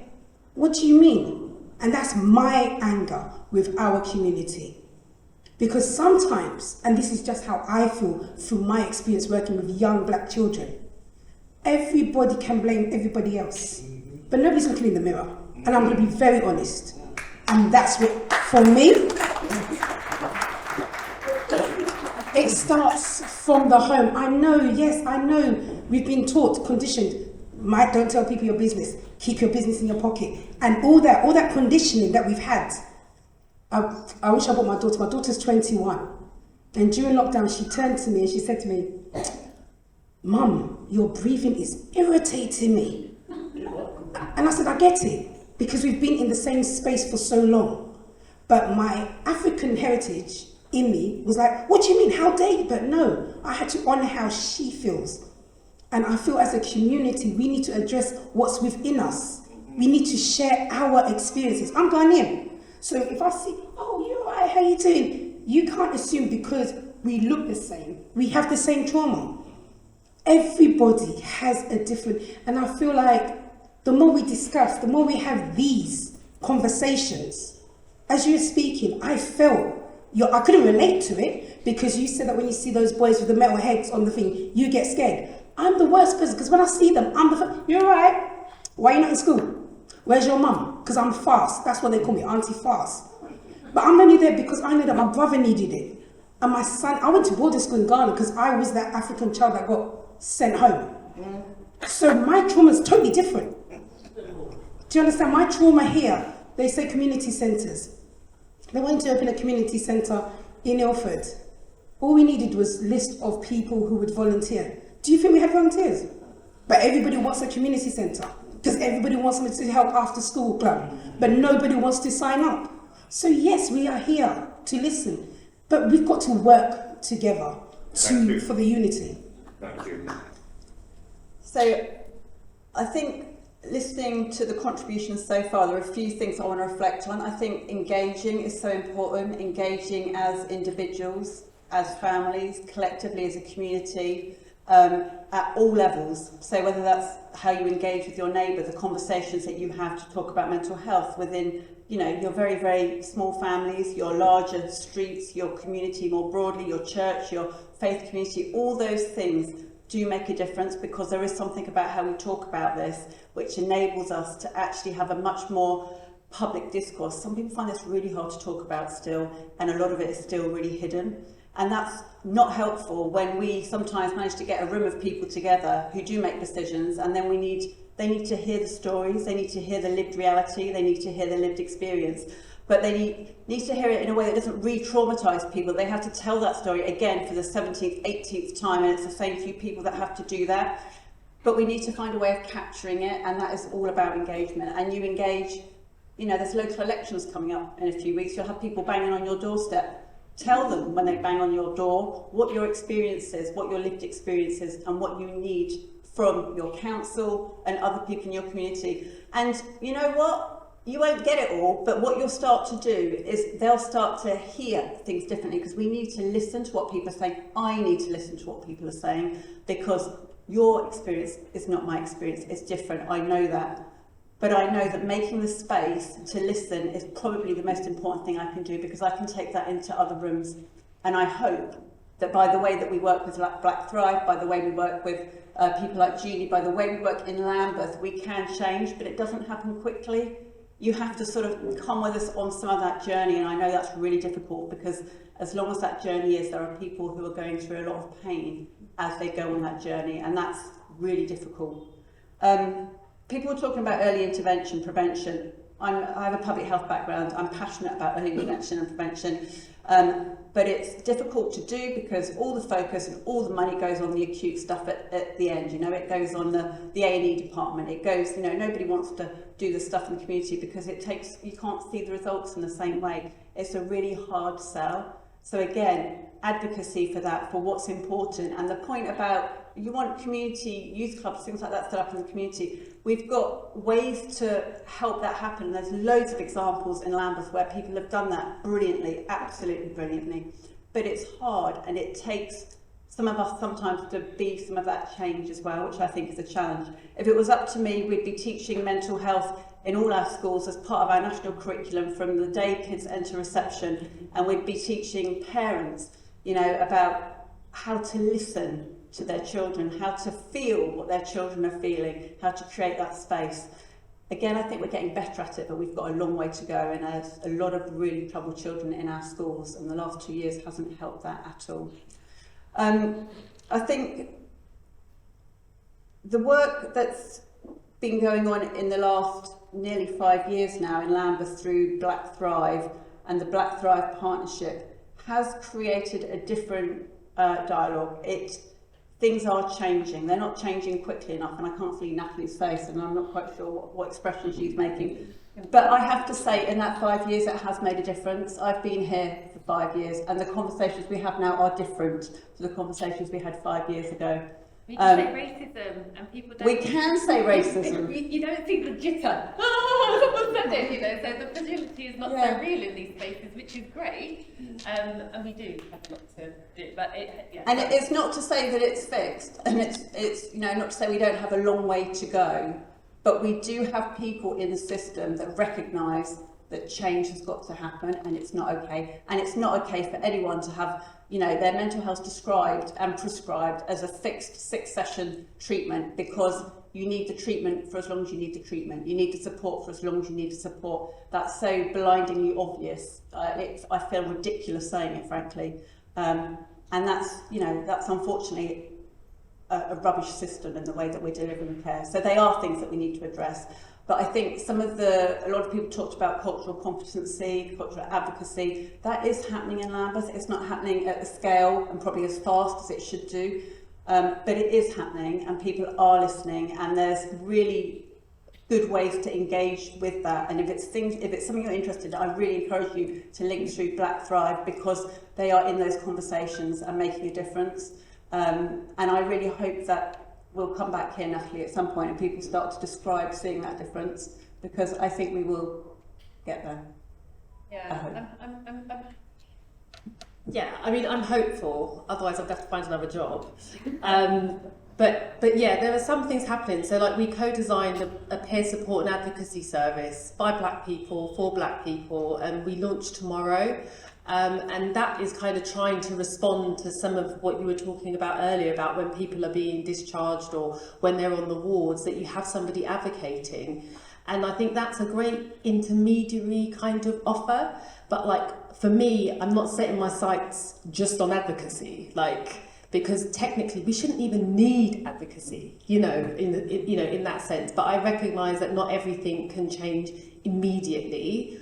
So we at least need things that actually reduce the harm that is caused to our people.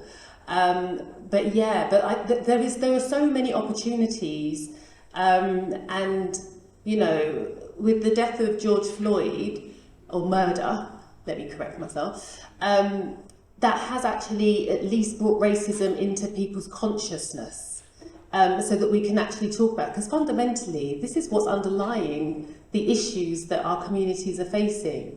So I think now's our time, and I think we need to use this as an opportunity to ensure that we have equality at the end of the day. I just wanted to say something about value.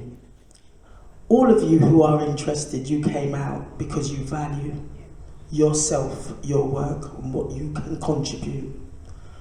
One of the things is, I value that we are different and we have different needs. It doesn't make it wrong.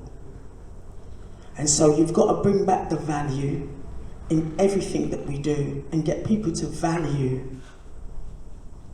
This type of work is creative. Look who's here in the room. We must value what's different. It's effective. And it's not in a box, it's out of the box. That's what I wanted to say.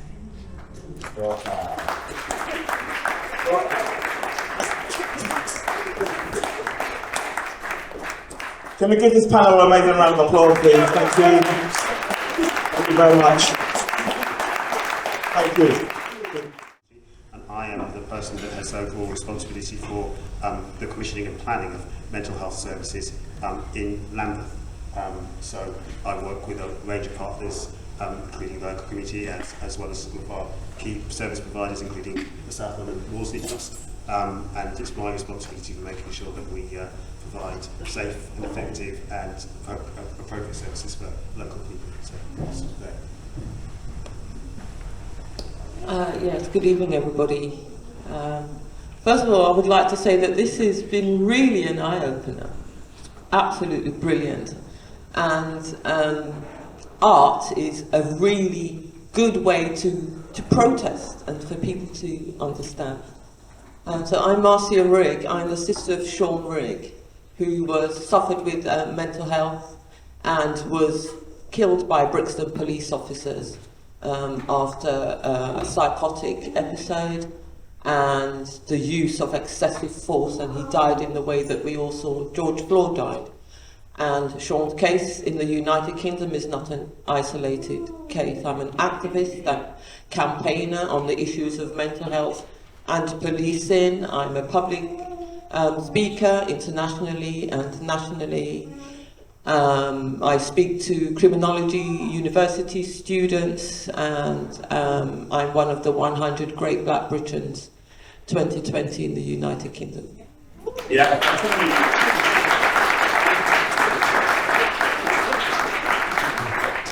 I'm Julie Mohammed. I am the Community Development Services Manager for the Mental Health Promotion Team, South London and Maudsley. And one of the things, or core things that I do, is to get people thinking about and understanding what is mental health? How do I look after it? Because often the discourse is always about illness. So we take people from, we can be engaged in our own mental health and look after it ourselves. And I implore the communities and different groups to understand what it is and what they can do. And we gather in groups, workshops, training, events. I can go to the school, I can go to anywhere to make sure. But I'll just give you this quick story of a pastor that we taught about mental health and pastoral care. And her son became unwell. But because she'd been on the training with us, when the police came, she said, "Only one coming in here. My son is not dangerous." And they had to handle him carefully. And she followed to the hospital. And she watched everything and she intervened. She felt empowered to act as a parent to protect her black son. She then was able to ask the church to be educated about mental health, because we forget that it's a stigma and the discrimination to talk about mental health. And the whole church had to learn about mental health. And that's the power and the knock-on effect of promoting good mental health in a culturally appropriate way.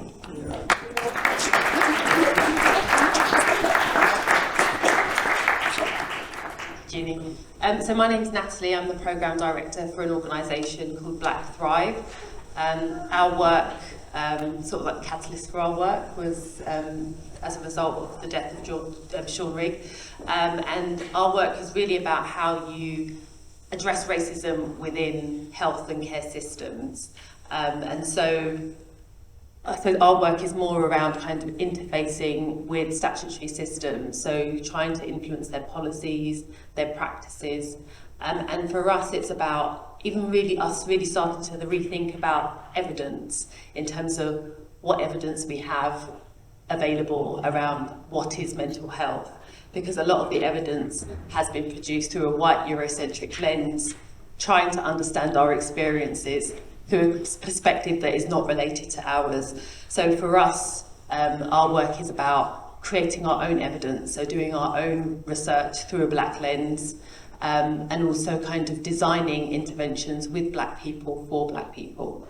And I think the next phase of our work is really about the black-led voluntary sector and the infrastructure for the black-led sector, really, because the solutions do lie within us. But actually, because of systemic failures around not funding us when work has gone really well, people have pulled the plug because our voices have just got a bit too loud. I think it's time for us to amp up our voice and kind of become a bit more strategic about helping the system, because I think as much as they are difficult at times, actually there is power and money there.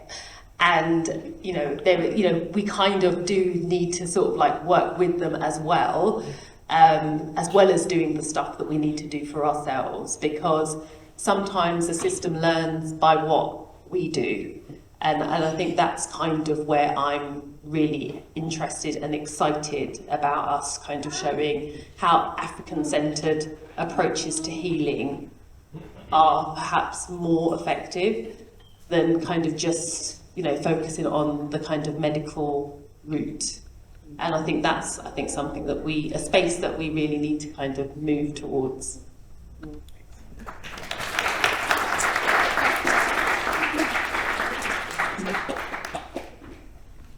Hi, I'm a latecomer. My name is Oscar. I work in the community more with wellness and well-being. I also work with a Black Fathers group. One of the things that we need to understand, or we need to be more mindful of, is well-being. Well-being, most of the time you hear about it in your workplaces and places like that, but it's a community thing. We have to look out for each other in the community. And at the moment I'm working with the Maudsley Cultural, I can't remember what they call themselves. Psychiatry, that's it, yes, yeah. And what we're doing is we're looking at the approach that the professionals take when they engage with the patients, which is mostly us, yeah. So how they approach the patient, you know, the things that they do, the things that they say, that comes from the police, all kinds of public authority, how they approach the situation. And what we do is we want to change the narrative, because so far, when they come into contact with us, we end up being no more. So we don't want that. We want to change the whole narrative. We want to let them know that the things that they're doing and how to put it right, rather than just to, you know, oh, it's one day. We want it right forever. We want to be more empowered by our own actions and the things that we do. Thank you. So the idea was that we would have the time, which we don't have now tonight, to work in some subgroups and talk about some of these ideas that you feel could make a change. And out of those ideas, we would hear them as a group in this audience, and then perhaps we would kind of maybe vote on some of those ideas and maybe choose the best one or the best two or combination, and perhaps those ideas and proposals will be taken forward by these amazing people. And that was generally the plan. So we don't have the time for that, but that's what my intention was to try to do, hence it being a bit messy tonight, so do apology for that. But in the remaining time that we do have here and now, what might you want to say to open up a discussion? Can I just say, I really like the idea of taking control of our own recovery journeys as Black people in the mental health system, and figuring out a way of funding it so we can have houses that are equipped with psychologists, Black psychiatrists, social workers, housing officers, and just putting ourselves back together by ourselves and not having any outside influences that can undermine that process. Greetings. This is an idea. We've been in this amazing event for 2 days. I think really we should be thinking about a full day, and really to begin to unwrap some of these very complex issues. I think that if we can all work together, especially the people on the panel there, to create a full day where we could do this work and really expand and explore some of the things that we could do. That's an idea that I would like to send out there. And the second one is really to have, as part of the well-being, as part of the menu of responses and tools to people who enter the mental health situation, then I think we should be looking at spoken word, drama, storytelling as part of the menu, and not something that is an add-on when somebody thinks about it. Because for us, as African people or African diaspora, things like that are essential to our well-being. Irene, I wanted to ask the panel, in terms of alternative treatments, holistic treatments, how does the black community find supporting literature that, you know, we can improve our knowledge and awareness of the situation and how we can self-treat? I'm a person, I don't really like to talk to people, I don't like to see the doctor, barely tell anyone my issues. But if I can sit down and look at some of these pieces of work, research, and say, you know what, this might be affecting me in this particular way. Maybe I do need to come and speak to my brother Tony or the members of the group. I might be able to, you know, find myself in a situation where I can open up and address some of my situations. Where do we go to find some of this information, please? Would you engage in would you engage in a men's group? Yeah. Okay. Anybody want to respond to those three statements? Okay. I'm quite happy to start out. And actually, this is a kind of testament to some of the things I was going to say. It's going to sound a bit controversial for me to say this as somebody kind of, as you might be the Mr. Money Man, as people would see me, of kind of commissioning of mental health services. But actually, I think a lot of the emphasis lies out of actually mental health services. Actually, because for many of us, and I know this, and I say this as somebody who's a commissioner of mental health services, we know that they're not where they should be. But actually, many of the issues that and I say this as a black man as well as being a commissioner myself, and as a gay man as well as being a commissioner, is that actually the thing I don't want healing, actually, and I think a lot of people feel like me, I don't want healing. What I want is for the things that cause me stress and cause my people stress actually to stop, because then if those things stop, then I don't need to be healed. And that's the real issue. And I think my job, as part of my job as a commissioner, is not about funding just mental health services, but talking to other parts of the system, talking to partners that I work with here, in terms of actually how do we stop the racism and discrimination, the objectification of black people in our society at every level, at every interaction we have. How do we make those ensure that actually, as somebody mentioned in one of the sketches, is about actually we all want to be treated like royalty. We all want to have those opportunities for decent housing, a decent income, decent food to put in your belly, and decent and meaningful lives and social connection, because that's really what it's about for each and every one of us. So that's the base start. And then, of course, we're all going to go through into our everyday lives, even in the best society. Then part of my job is to work with and harness the energy of our colleagues, partners, people here, with ideas about how we can do things differently. For some people, that might mean, having medication and whatever. But for other people, it is about actually how can we get somebody who can give them the kind of meal, the food that they want, that gives them comfort, that somebody to talk to that gives them in the right way, and so that we connect things in a way that works for people, as opposed to for things that work for the system as it's currently constructed. So that's my start.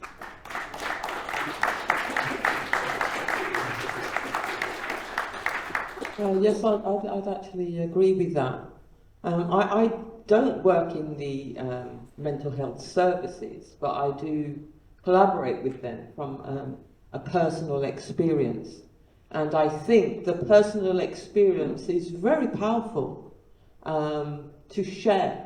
And what just came to my mind is, so most of the audience here are black, and so we all very much understand the patterns and the systemic failures that we receive, and we know exactly what we need, and we should be able to come together to do that, because we have all of the resources. We are nurses, we have psychiatrists and so on and so forth.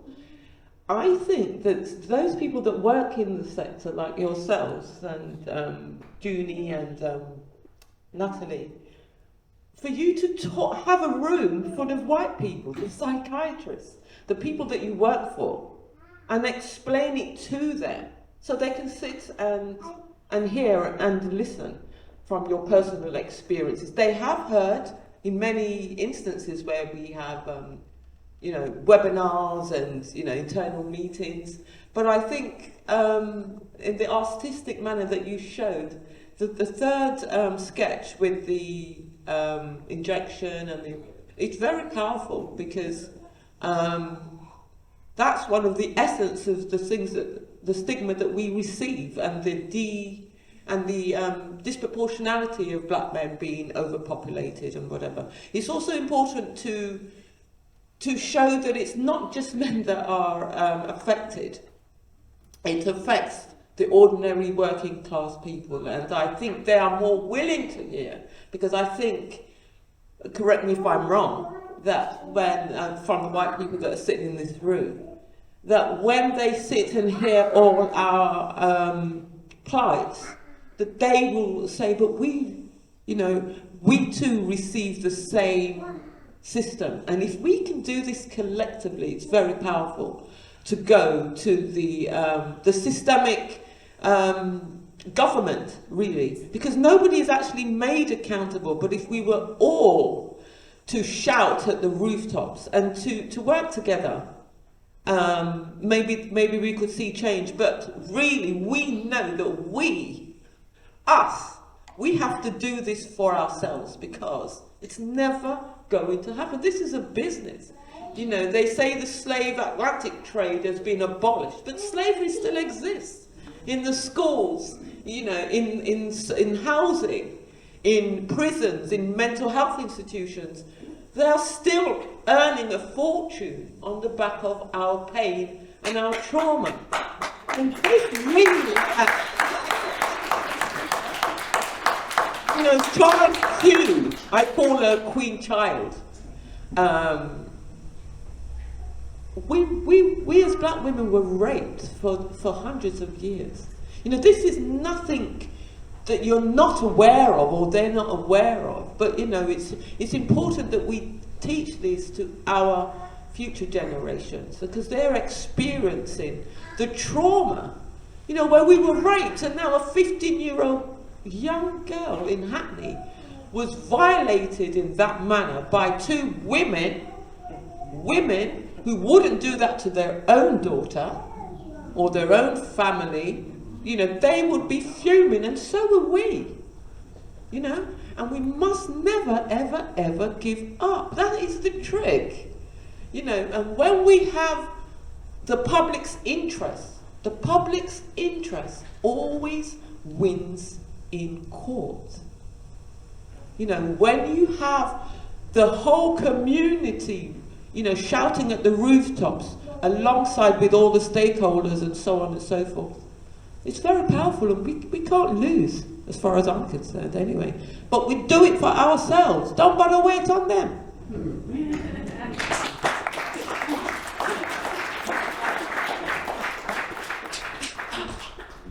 I think just one of the key points is, from the birth to the grave, there's a life course of an impact here going on. We have the power to have those conversations in our households and build stronger relationships, stronger families, stronger networks. You spoke about it earlier in the audience. Just pick up the phone, check in, make sure each other is all right. We need to have a more inclusive way of being with each other as a part of this strategy. We can't be saying inclusive, but we're the ones rejecting and excluding people and making them feel small. We have to demonstrate and be that example to say, brother, sister, you matter. Come, let us eat together. Let us go parents' evening together. Let's sort out the hair together. Let's problem solve together. Let's go and face the visit at the hospital that I'm scared to go to together. Because these are the conversations that we're not having. And we need to have them, and we need to do them. So we need to walk the talk, not just talk it. Everybody keeps doing that to us, and it's intergenerational. Our children will talk about mental health, and they are aware of it. I don't want to be like Granddad. I don't want to have what Granddad's got. They know and they see. But how many of us actually learn about the different types of mental health problems? How are they caused? How do we comfort each other? The carer as well as the person suffering. They wanted the family to be there for this young man, but often they are sent out to far places. How many of us are speaking up and will put your pride one side to say, come Marcia, I need you to come with me. What do I do? So we need to be more informed about what we need to do and stop feeling ashamed because we have been hurt by life and the system. We have to speak up, and when we put on our activities, brother, prevention is better than cure. Will you come? Will you bring that research? Will you bring our different remedies of how to take care of ourselves and what works for us? Because if we don't want medication, we don't want to end up in the crisis, we have to be willing to put the work in to prevent the crisis in the first place. That means we have to have a commitment to being well for our survival, because nobody will ever do it for you.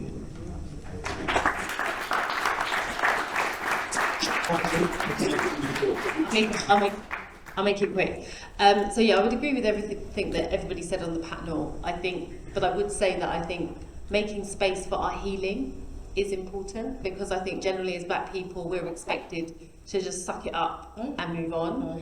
And I actually think we should be giving ourselves space. But back to your point about, there being, alternatives, there are contracts being let all the time, but ain't no Black people applying for them. So there is a whole thing about how do we come together to strategize, to think about what does our community need and how can we best serve them? And if you're interested in that, come and talk to me.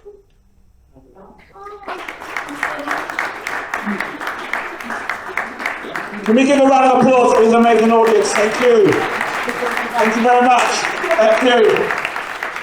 Thank you. Thank you very much. For the final part, can I ask all of the men to come to the stage, please? If we can hear some of those questions that you might have for these amazing men, they can answer as well as introducing themselves.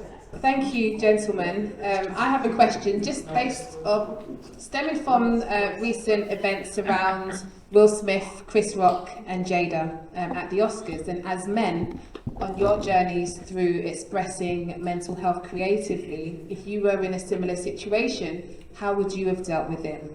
Can you describe and hopefully include some benefits of your experience of putting together the pieces that you performed this evening? Firstly, I'd like to say what a great job you've all done. It's absolutely amazing to put together.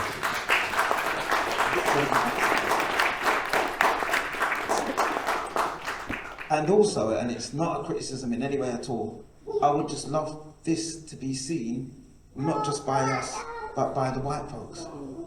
I think it's definitely needs to be out there because we're experiencing it, and I want them to see what we have to deal with. So I think it just needs to go all over the place, not just to us. So keep doing what you're doing, it's absolutely fantastic. It would be really good. I mean, I've been bugging Tony. I'd love to be part of a session. You can't because you're a woman. But it's like, I don't know how you feel, but it would be really interesting for me to be able to, in the future one day, just be a fly on the wall, an observer from the corner, consider it please. Because we can learn a lot from watching you go through your processes, you see, your artistic processes, and we get to know you on a one-to-one or on a family basis, but why does someone like me have to wait till I come here to get to know what you're going through in a process, when I feel like if I saw some of it, then I could actually be part of the help? Hi, first of all, thank you for, as a white person, inviting me into your space and sharing all of your, well, not inviting, letting me in, and sharing your experiences with me. And I feel like I need to just go and just think about everything that I've seen, and there's so much to process. If there was one thing that you would want white people to stop doing? I don't really have a question. It's more just to say thank you. I love the work that you did. I suppose the thing that struck me, one of the things, I'm going back earlier, was the men were working not naked but semi-nude. And I love that piece because of your vulnerability, because of all the different body shapes and types, and because you weren't afraid to get close to each other. And that's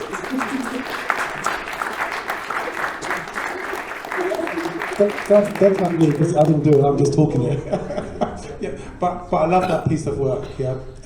What was that like for you men doing that piece of work? Pertaining to what the lady was saying about Jada and Will Smith and all that, how much of these things do we really take notice of, and should we take notice of? And is it smoke and mirrors? Are we looking over there while something's happening over there? So that's all I wanted to say. Thank you. Afternoon, my name is Trevor, and I'm from Birmingham. I think I travel the furthest to be a part of this excellent men of colour, men, black men, kings, just people being themselves. A lot to take on board, so let's see. Okay, one of the things I always have to go back to this brother here, Shaka, right? Some months back he made a statement, being comfortable with one's vulnerability. And when the brother, I think you need to write a poem, or I'll have to do it, or someone else have to do it, or even write a song. You sing it. I'll sing it, yeah? Because I'm a singer as well, something like that. So when he said that in that particular session, it really struck a chord. Because I found that since being amongst this group of men for about 2 years, I have been on a journey of being comfortable with my own vulnerability. And so I was one of those men that was pictured in the semi-nude thing. And yes, we did have a bit of it looked good there, but we had to process it. Not everyone was initially for it. And we had to really reason, and until we came together to do it. So you're seeing the finished, but we had to really cognitively think about what we're going to do, because some had never done it. But because of over time, we've been amongst each other, we've been able to break down those walls of vulnerability. So to the lady at the back, in terms of you saying you'd like to be a fly on the wall, then I'm going to sit down. One of the processes that we have when we have our meeting, we have a check-in and a check-out. And so over time, we've developed that kind of trust, to become vulnerable. And in some of the sessions, some of the guys who are coming for the first time, they've shared some personal stuff that they said, I've never shared with anyone in my life. So you talk about a safe space and what have you, bam, bam, bam. I'm also a registered mental nurse, so I can understand the process that we go through. You know what I mean? And lastly, then I'm going to shut up. In terms of intergenerational stuff, in terms of breaking down some of these fears and taboos and what have you, okay. My mom was a nurse, so maybe that is what could have psychologically, I'm now a nurse, but my daughter, she's a GP, and she's only 30. And we have some of these discussions. She's gone through her own issues of racism within the system. And I, as daddy, have had to sit and wisely respond to her. So it's a process that we're all helping each other through. I'd like to go to the Will Smith and Jada Pinkett thing. What struck me about that is that after the whatever happened on stage, you had Terry and what's his name, the other actor, came, and Denzel Washington, and Denzel came forward and comforted him.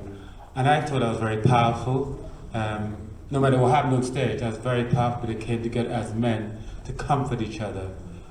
So I'm for that, I thought of a wonderful. Even Chris Rock today, he said he's still trying to process that whole thing.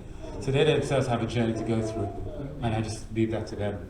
Yeah, I think what inspired me to ask that question was I've been reflecting on the whole thing, and for me, it's around the mental health discussion. It's the role that comedy plays around banter, jokes, mocking people, and the impact that can have on someone's mental health, because that's what we saw towards Will Smith, and then the trigger and the lashback. But that all of that was mental health stemming from the role of comedy and hurting people's feelings through words, through negative language. But it also made me think about Jada's reaction, and as a woman, as women in relationships with our black kings, how would we deal with that situation? If there is no physical threat towards us, are we going to ask you to stand down, or are we going to sit back and allow you to put yourself in a dangerous situation where you're potentially going to be arrested and therefore no longer a provider of the household? So how do we deal with that together as men and women?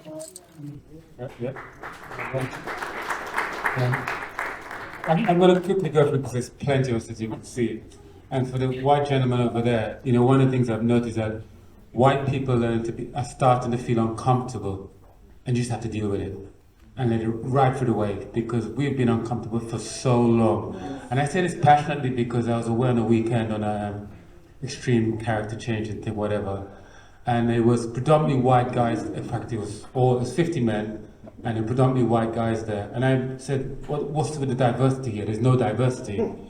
And it was literally, oh, well, you know, black people don't go hiking. I looked at myself, thought, what am I doing here then? That kind of thing. And I felt, you know, you just got to go through that uncomfortable moment, because it's going to happen, and you have to ride the wave, because we've done it for so long. Lady at the back there, I do men's walk and talk, and there's so many women ask me, can we join in? No. It's not, but I do understand there needs to be communication between the black woman and the black man. I do understand that, but I think black men have a journey that they need to go through to catch up with you guys. You've led it for so long that we had to sort of step back, but now we want to step. I don't like to use the word step up. We need to get in the same level as you are. You've done such a hard work, bringing up the family and so forth and all that kind of thing through hard times, and we respect you for that. But it's about time we sort of heal ourselves in order to sort of say, we're ready. Going back to the same issue with Will Smith and so forth. And there was another question over here. What was it? Forum theatre, let them see what. That was a forum theatre at the back. Oh, that's it? That's it. Yeah, so for me, this has been an amazing journey. I love being part of this group of guys. And for me, vulnerability is strength. That's where I come from. Vulnerability for me is strength. And what this group has taught me is I'm so for, every time I see things like, for example, I see the England playing the Caribbean cricket. The England still playing, they have the lines. I'm thinking, why are you wearing that lines? Because you're no longer king of the jungle. So I notice these things and I bring them up. And I think it's fair for all of us, if we notice these kind of things, bring them up, bring them to the front, and no longer leave them behind. Don't tuck them under the carpet. Bring them forward, because they will come back and bite us again. We got to keep that movement going constantly. So white people, watch out. You're going to be uncomfortable, but ride the wave. We had to do it for so long. Thank you.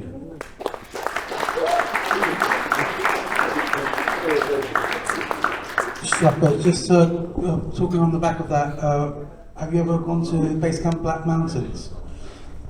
Hiking. So coming to that point, how was Will Smith issue? So, you know, there's a culture here with the white palm of that hand. It's like a happy slap. It's a culture.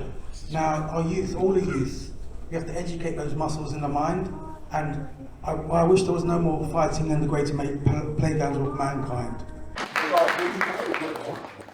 So, hello everyone. My name is Charles Aloran Fenton, and I'll just touch real quickly on the Jada Pinkett and Will Smith and Chris Rock thing. Because somebody was saying earlier on about it's important to always check up on each other. And as we're checking on each other, it's important to understand signs and symptoms, understand when people are behaving out of character. I don't know if anybody remembers. In one of our meetings recently, a few weeks ago, I talked about Will Smith. I mentioned Will Smith that he's been acting out of character. You know, there was a particular thing that was on social media that particular week. And if you notice people acting out of character, please reach out to them and show love on time before it triggers off. Thank you.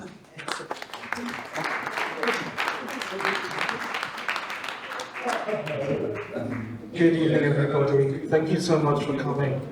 My name is Alexander Wilhelm Ojefo Anamaro. Most people call me Alex. I'm from Croydon, and my second name, Wilhelm, is my German mother's father's name. And my third name, Ojefo, is of the Esan people in Nigeria, of which my father is one, and it means there will always be another leader. So, with that in mind, so my lived experience is now serving me well because I'm working as peer support. And I'm not in a job that can facilitate systemic change, but I can facilitate change for individuals, which is just as rewarding, in my opinion. I've been sectioned under the Mental Health Act twice over the past 2 years for psychosis. My psychiatrist confirmed that she believes that my first psychosis was triggered partially by taking an ADHD stimulant medication.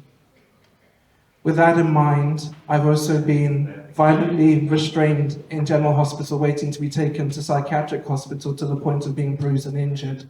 And that should happen to nobody, but after hearing Sean Rick's sister speak, you really have to count your blessings. To my friend's question, what I would like white people to stop doing is to stop feeling ashamed and apologetic to the point of self-hatred, because that serves no good. Use that, channel that into positive social action to work collaboratively with other Black and ethnic minority people for real change, as has been done historically for generations. Thank you to my friends tonight for your support, and thank you for making me proud with your contributions. I love you.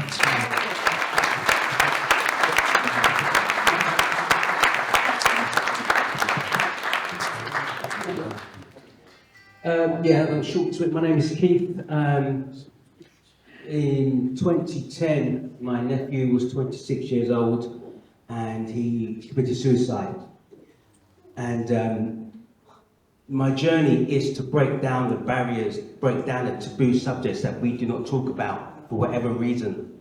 And suicide is rife amongst men, amongst young men, and amongst men of colour.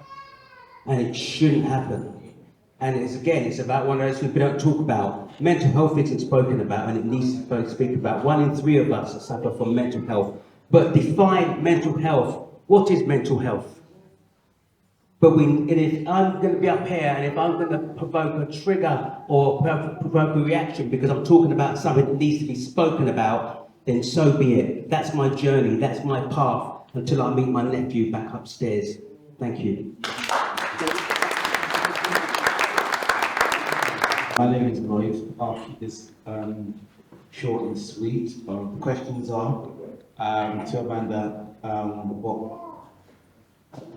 what Will and Jade, what would you do? To be honest, when I look back at the incident, when I first watched the incident in the morning, I saw it on TV, my initial reaction was, yeah, I would defend my wife. Yeah, I would defend her, but I wouldn't slap him, I would have boxed him. Trust me, I would knock him out. Then I had time to think about it, and I think, well, actually, that sends the wrong message as a Black man. Yeah? Being someone like Will, what I would have done would have walked up to him, yes, picked up the mic, and I would have roasted him there and then, as my comedy would do. You know, tell him, hey, leave my wife alone. And the winner of the next Oscar is exactly stole the show. What's our journey like? So our journey for the Black men, well, my wish for the Black Men Consortium is to go national, talking everywhere, talking every inch of this land. You know, Edinburgh Festival, Brighton, you name it, in the park, on the beach, get it out there, you know. And if we have to work collaboratively with other organisations, so be it. It's the message that we are putting out there that is so important. Can a woman be an invisible part of BMC? I think Trevor mentioned it before earlier. We as men, we need our own space, and I'm a very strong advocate about that. We need our own space because there are things in this situation that we are men, we discuss. And sometimes when we have a female presence, we're unable to communicate certain things. And that is true, you know. One thing what people should stop doing, I think my brother said it already, semi-nude police, what was it like? You know what? I actually found that pretty good, you know. It was something that I've never done, you know. It was even me as a man growing up to be this close beside the next man. Don't do that. Do you know what I mean? I'm kind of like, I'm gonna sit down there, you know. But we can go, we can embrace, we can touch, we can hug. Do you know what I mean? I think that is good for one's own mental health and emotional well-being. Do you know what I mean? And that's it. That's me. Over to my brother.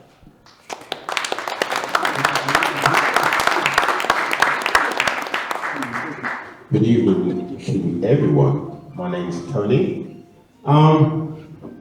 I'm a relative newbie to this group, and my experiences, I could say, have been amazing. So, one of the good things about talking now is that most of the questions have already been answered, so I'm a little bit short. But I do want to say, in terms of the journey,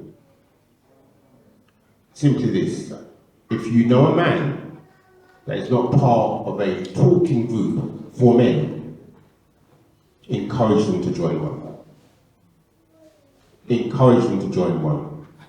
6 months ago, hellfire like on earth wouldn't have sent me to a place like this. It's just not going to happen. I would only be there as the practitioner or as the professional, but to actually seek help or seek support for myself, the ego was too strong. The ego was out of control. But life has a way of taking you to certain places that when you're broken, you just need to find refuge. But I'm encouraging my black brothers here, or take this message to them, don't wait to be so broken. Because these places actually exist and they are waiting for us. Single-handedly, I will say that the Black Men's Consortium has changed my outlook on life. And I now think different, I act different, and I desire different.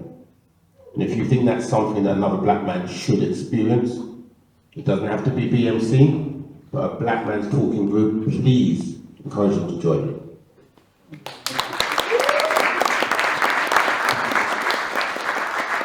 Just to add, I remember the day Tony walked through the door and he sat down in the chair, and it was very much like, I don't know why I'm here. I don't think I'll be here for any longer. And look, today, he's here, you've got to give this man some credit. He's underselling himself. Spent his birthday with us. He spent his birthday with us. It's birthday with us. Do you know what I mean? You got to understand this man's been on an incredible journey, and I can't pick him up anymore. Do you know what I mean?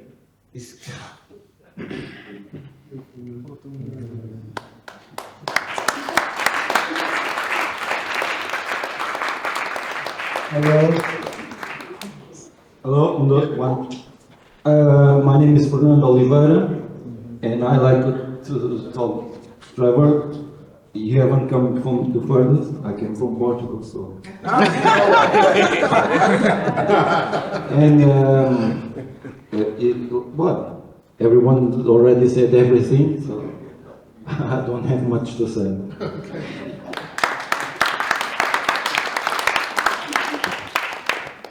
Okay, I'll make it brief. My name is Eli. Will and Chris Well, I think it's two African brothers that just need to sort it out themselves. Really, that's my view. In terms of what white people have to do, I think you've got to start seeing everyone else as human. In terms of what the sister over there wanting to be part of our space, I kind of echo what was said. We as African men, black men, we need to start getting rid of some stereotypes, both about ourselves and about our women, and also to redesign and re-look at and re-engineer what it is to be a man. And we can only do that here, with ourselves in a safe space. So I apologise, but we'll be better men for you.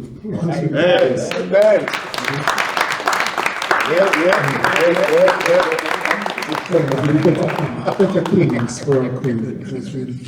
And I think when I wasn't involved in the stuff there, but what I do say is, as men, there have been many places, many times when we've had to challenge each other, and when we've challenged each other, we have put our ego to one side to challenge each other, to actually reason what it is. And that essentially is an African way of doing things. That's a philosophy. And I think what we've done is we've begun to act a philosophy which not only enables us to be better kings, but actually intergenerationally we can model that for those people around us. And I think this is the power of what we're doing. We're not just doing it for ourselves, we're doing it for the next 100 years. And so we need to do the work now, because it's not going to be done by the next lot. The next group of young men are going to be at a different point. We have to be at a different point, so they have to be at a different point, so that we can reason with ourselves and see ourselves as powerful human beings. So I think that's all 4 questions. Okay, pass that. Evening, everyone. My name's Al. I'm only going to touch on one particular question. I think what we took, or what I took, or what I take away every week from the BMC. Like Tony, I'm recently joining the group.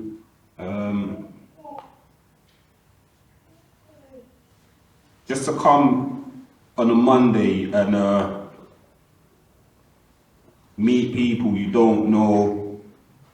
I'm sure you all have an experience of, going about your daily life, and meeting other brothers and sisters and not acknowledging them, even though they may be sitting next to you on the tube, on a bus, you might be walking past them, you might see them every day, and don't even say a hi or a smile.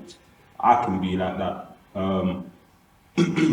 And to come to a group where we're touching on, sensitive subjects, and to meet genuine empathy amongst men.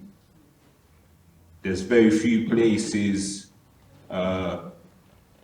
you get that type of energy. So, I'm very much appreciative of everyone, whether they come fleetingly, whether they, they're long-termers.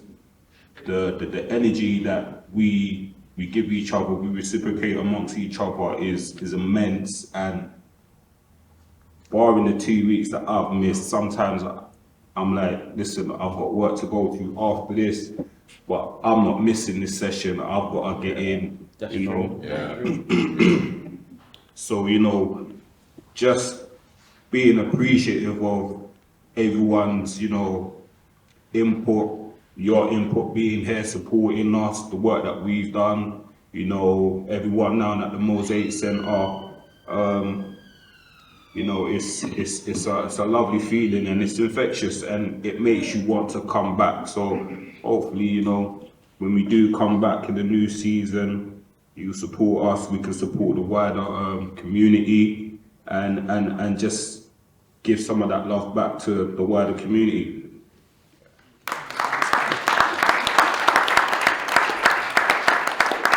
Thank you. My name is Wayne Chin. I have a PhD in depression and 2 degrees in anxiety. I also suffer from suicidal ideations. I've been at this group since the inception. I truly believe that as males, black individuals, it's very important to reach this point which is not able to be reached within your own environment and your own community because of the way that we are taught and expressed how to be and behave as people. So we look at people based on what we see on TV or what we hear in the news.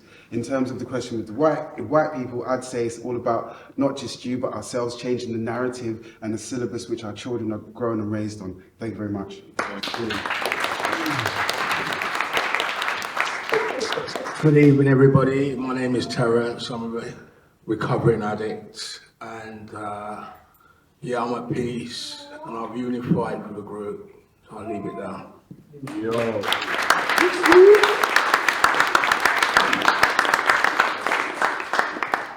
Can I just say that, Terence, if you look over to the left here, you have some pictures.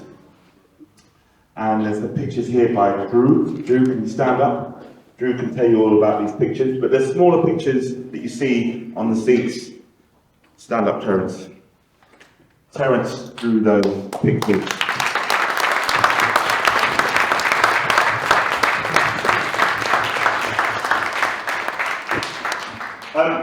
Can I say thank you very much for being a wonderful audience. It's been amazing. Well, without you, we couldn't have shared all of our work. So I just want to say thank you from the bottom of my heart for coming and taking time out this evening to come and hear and be with these men.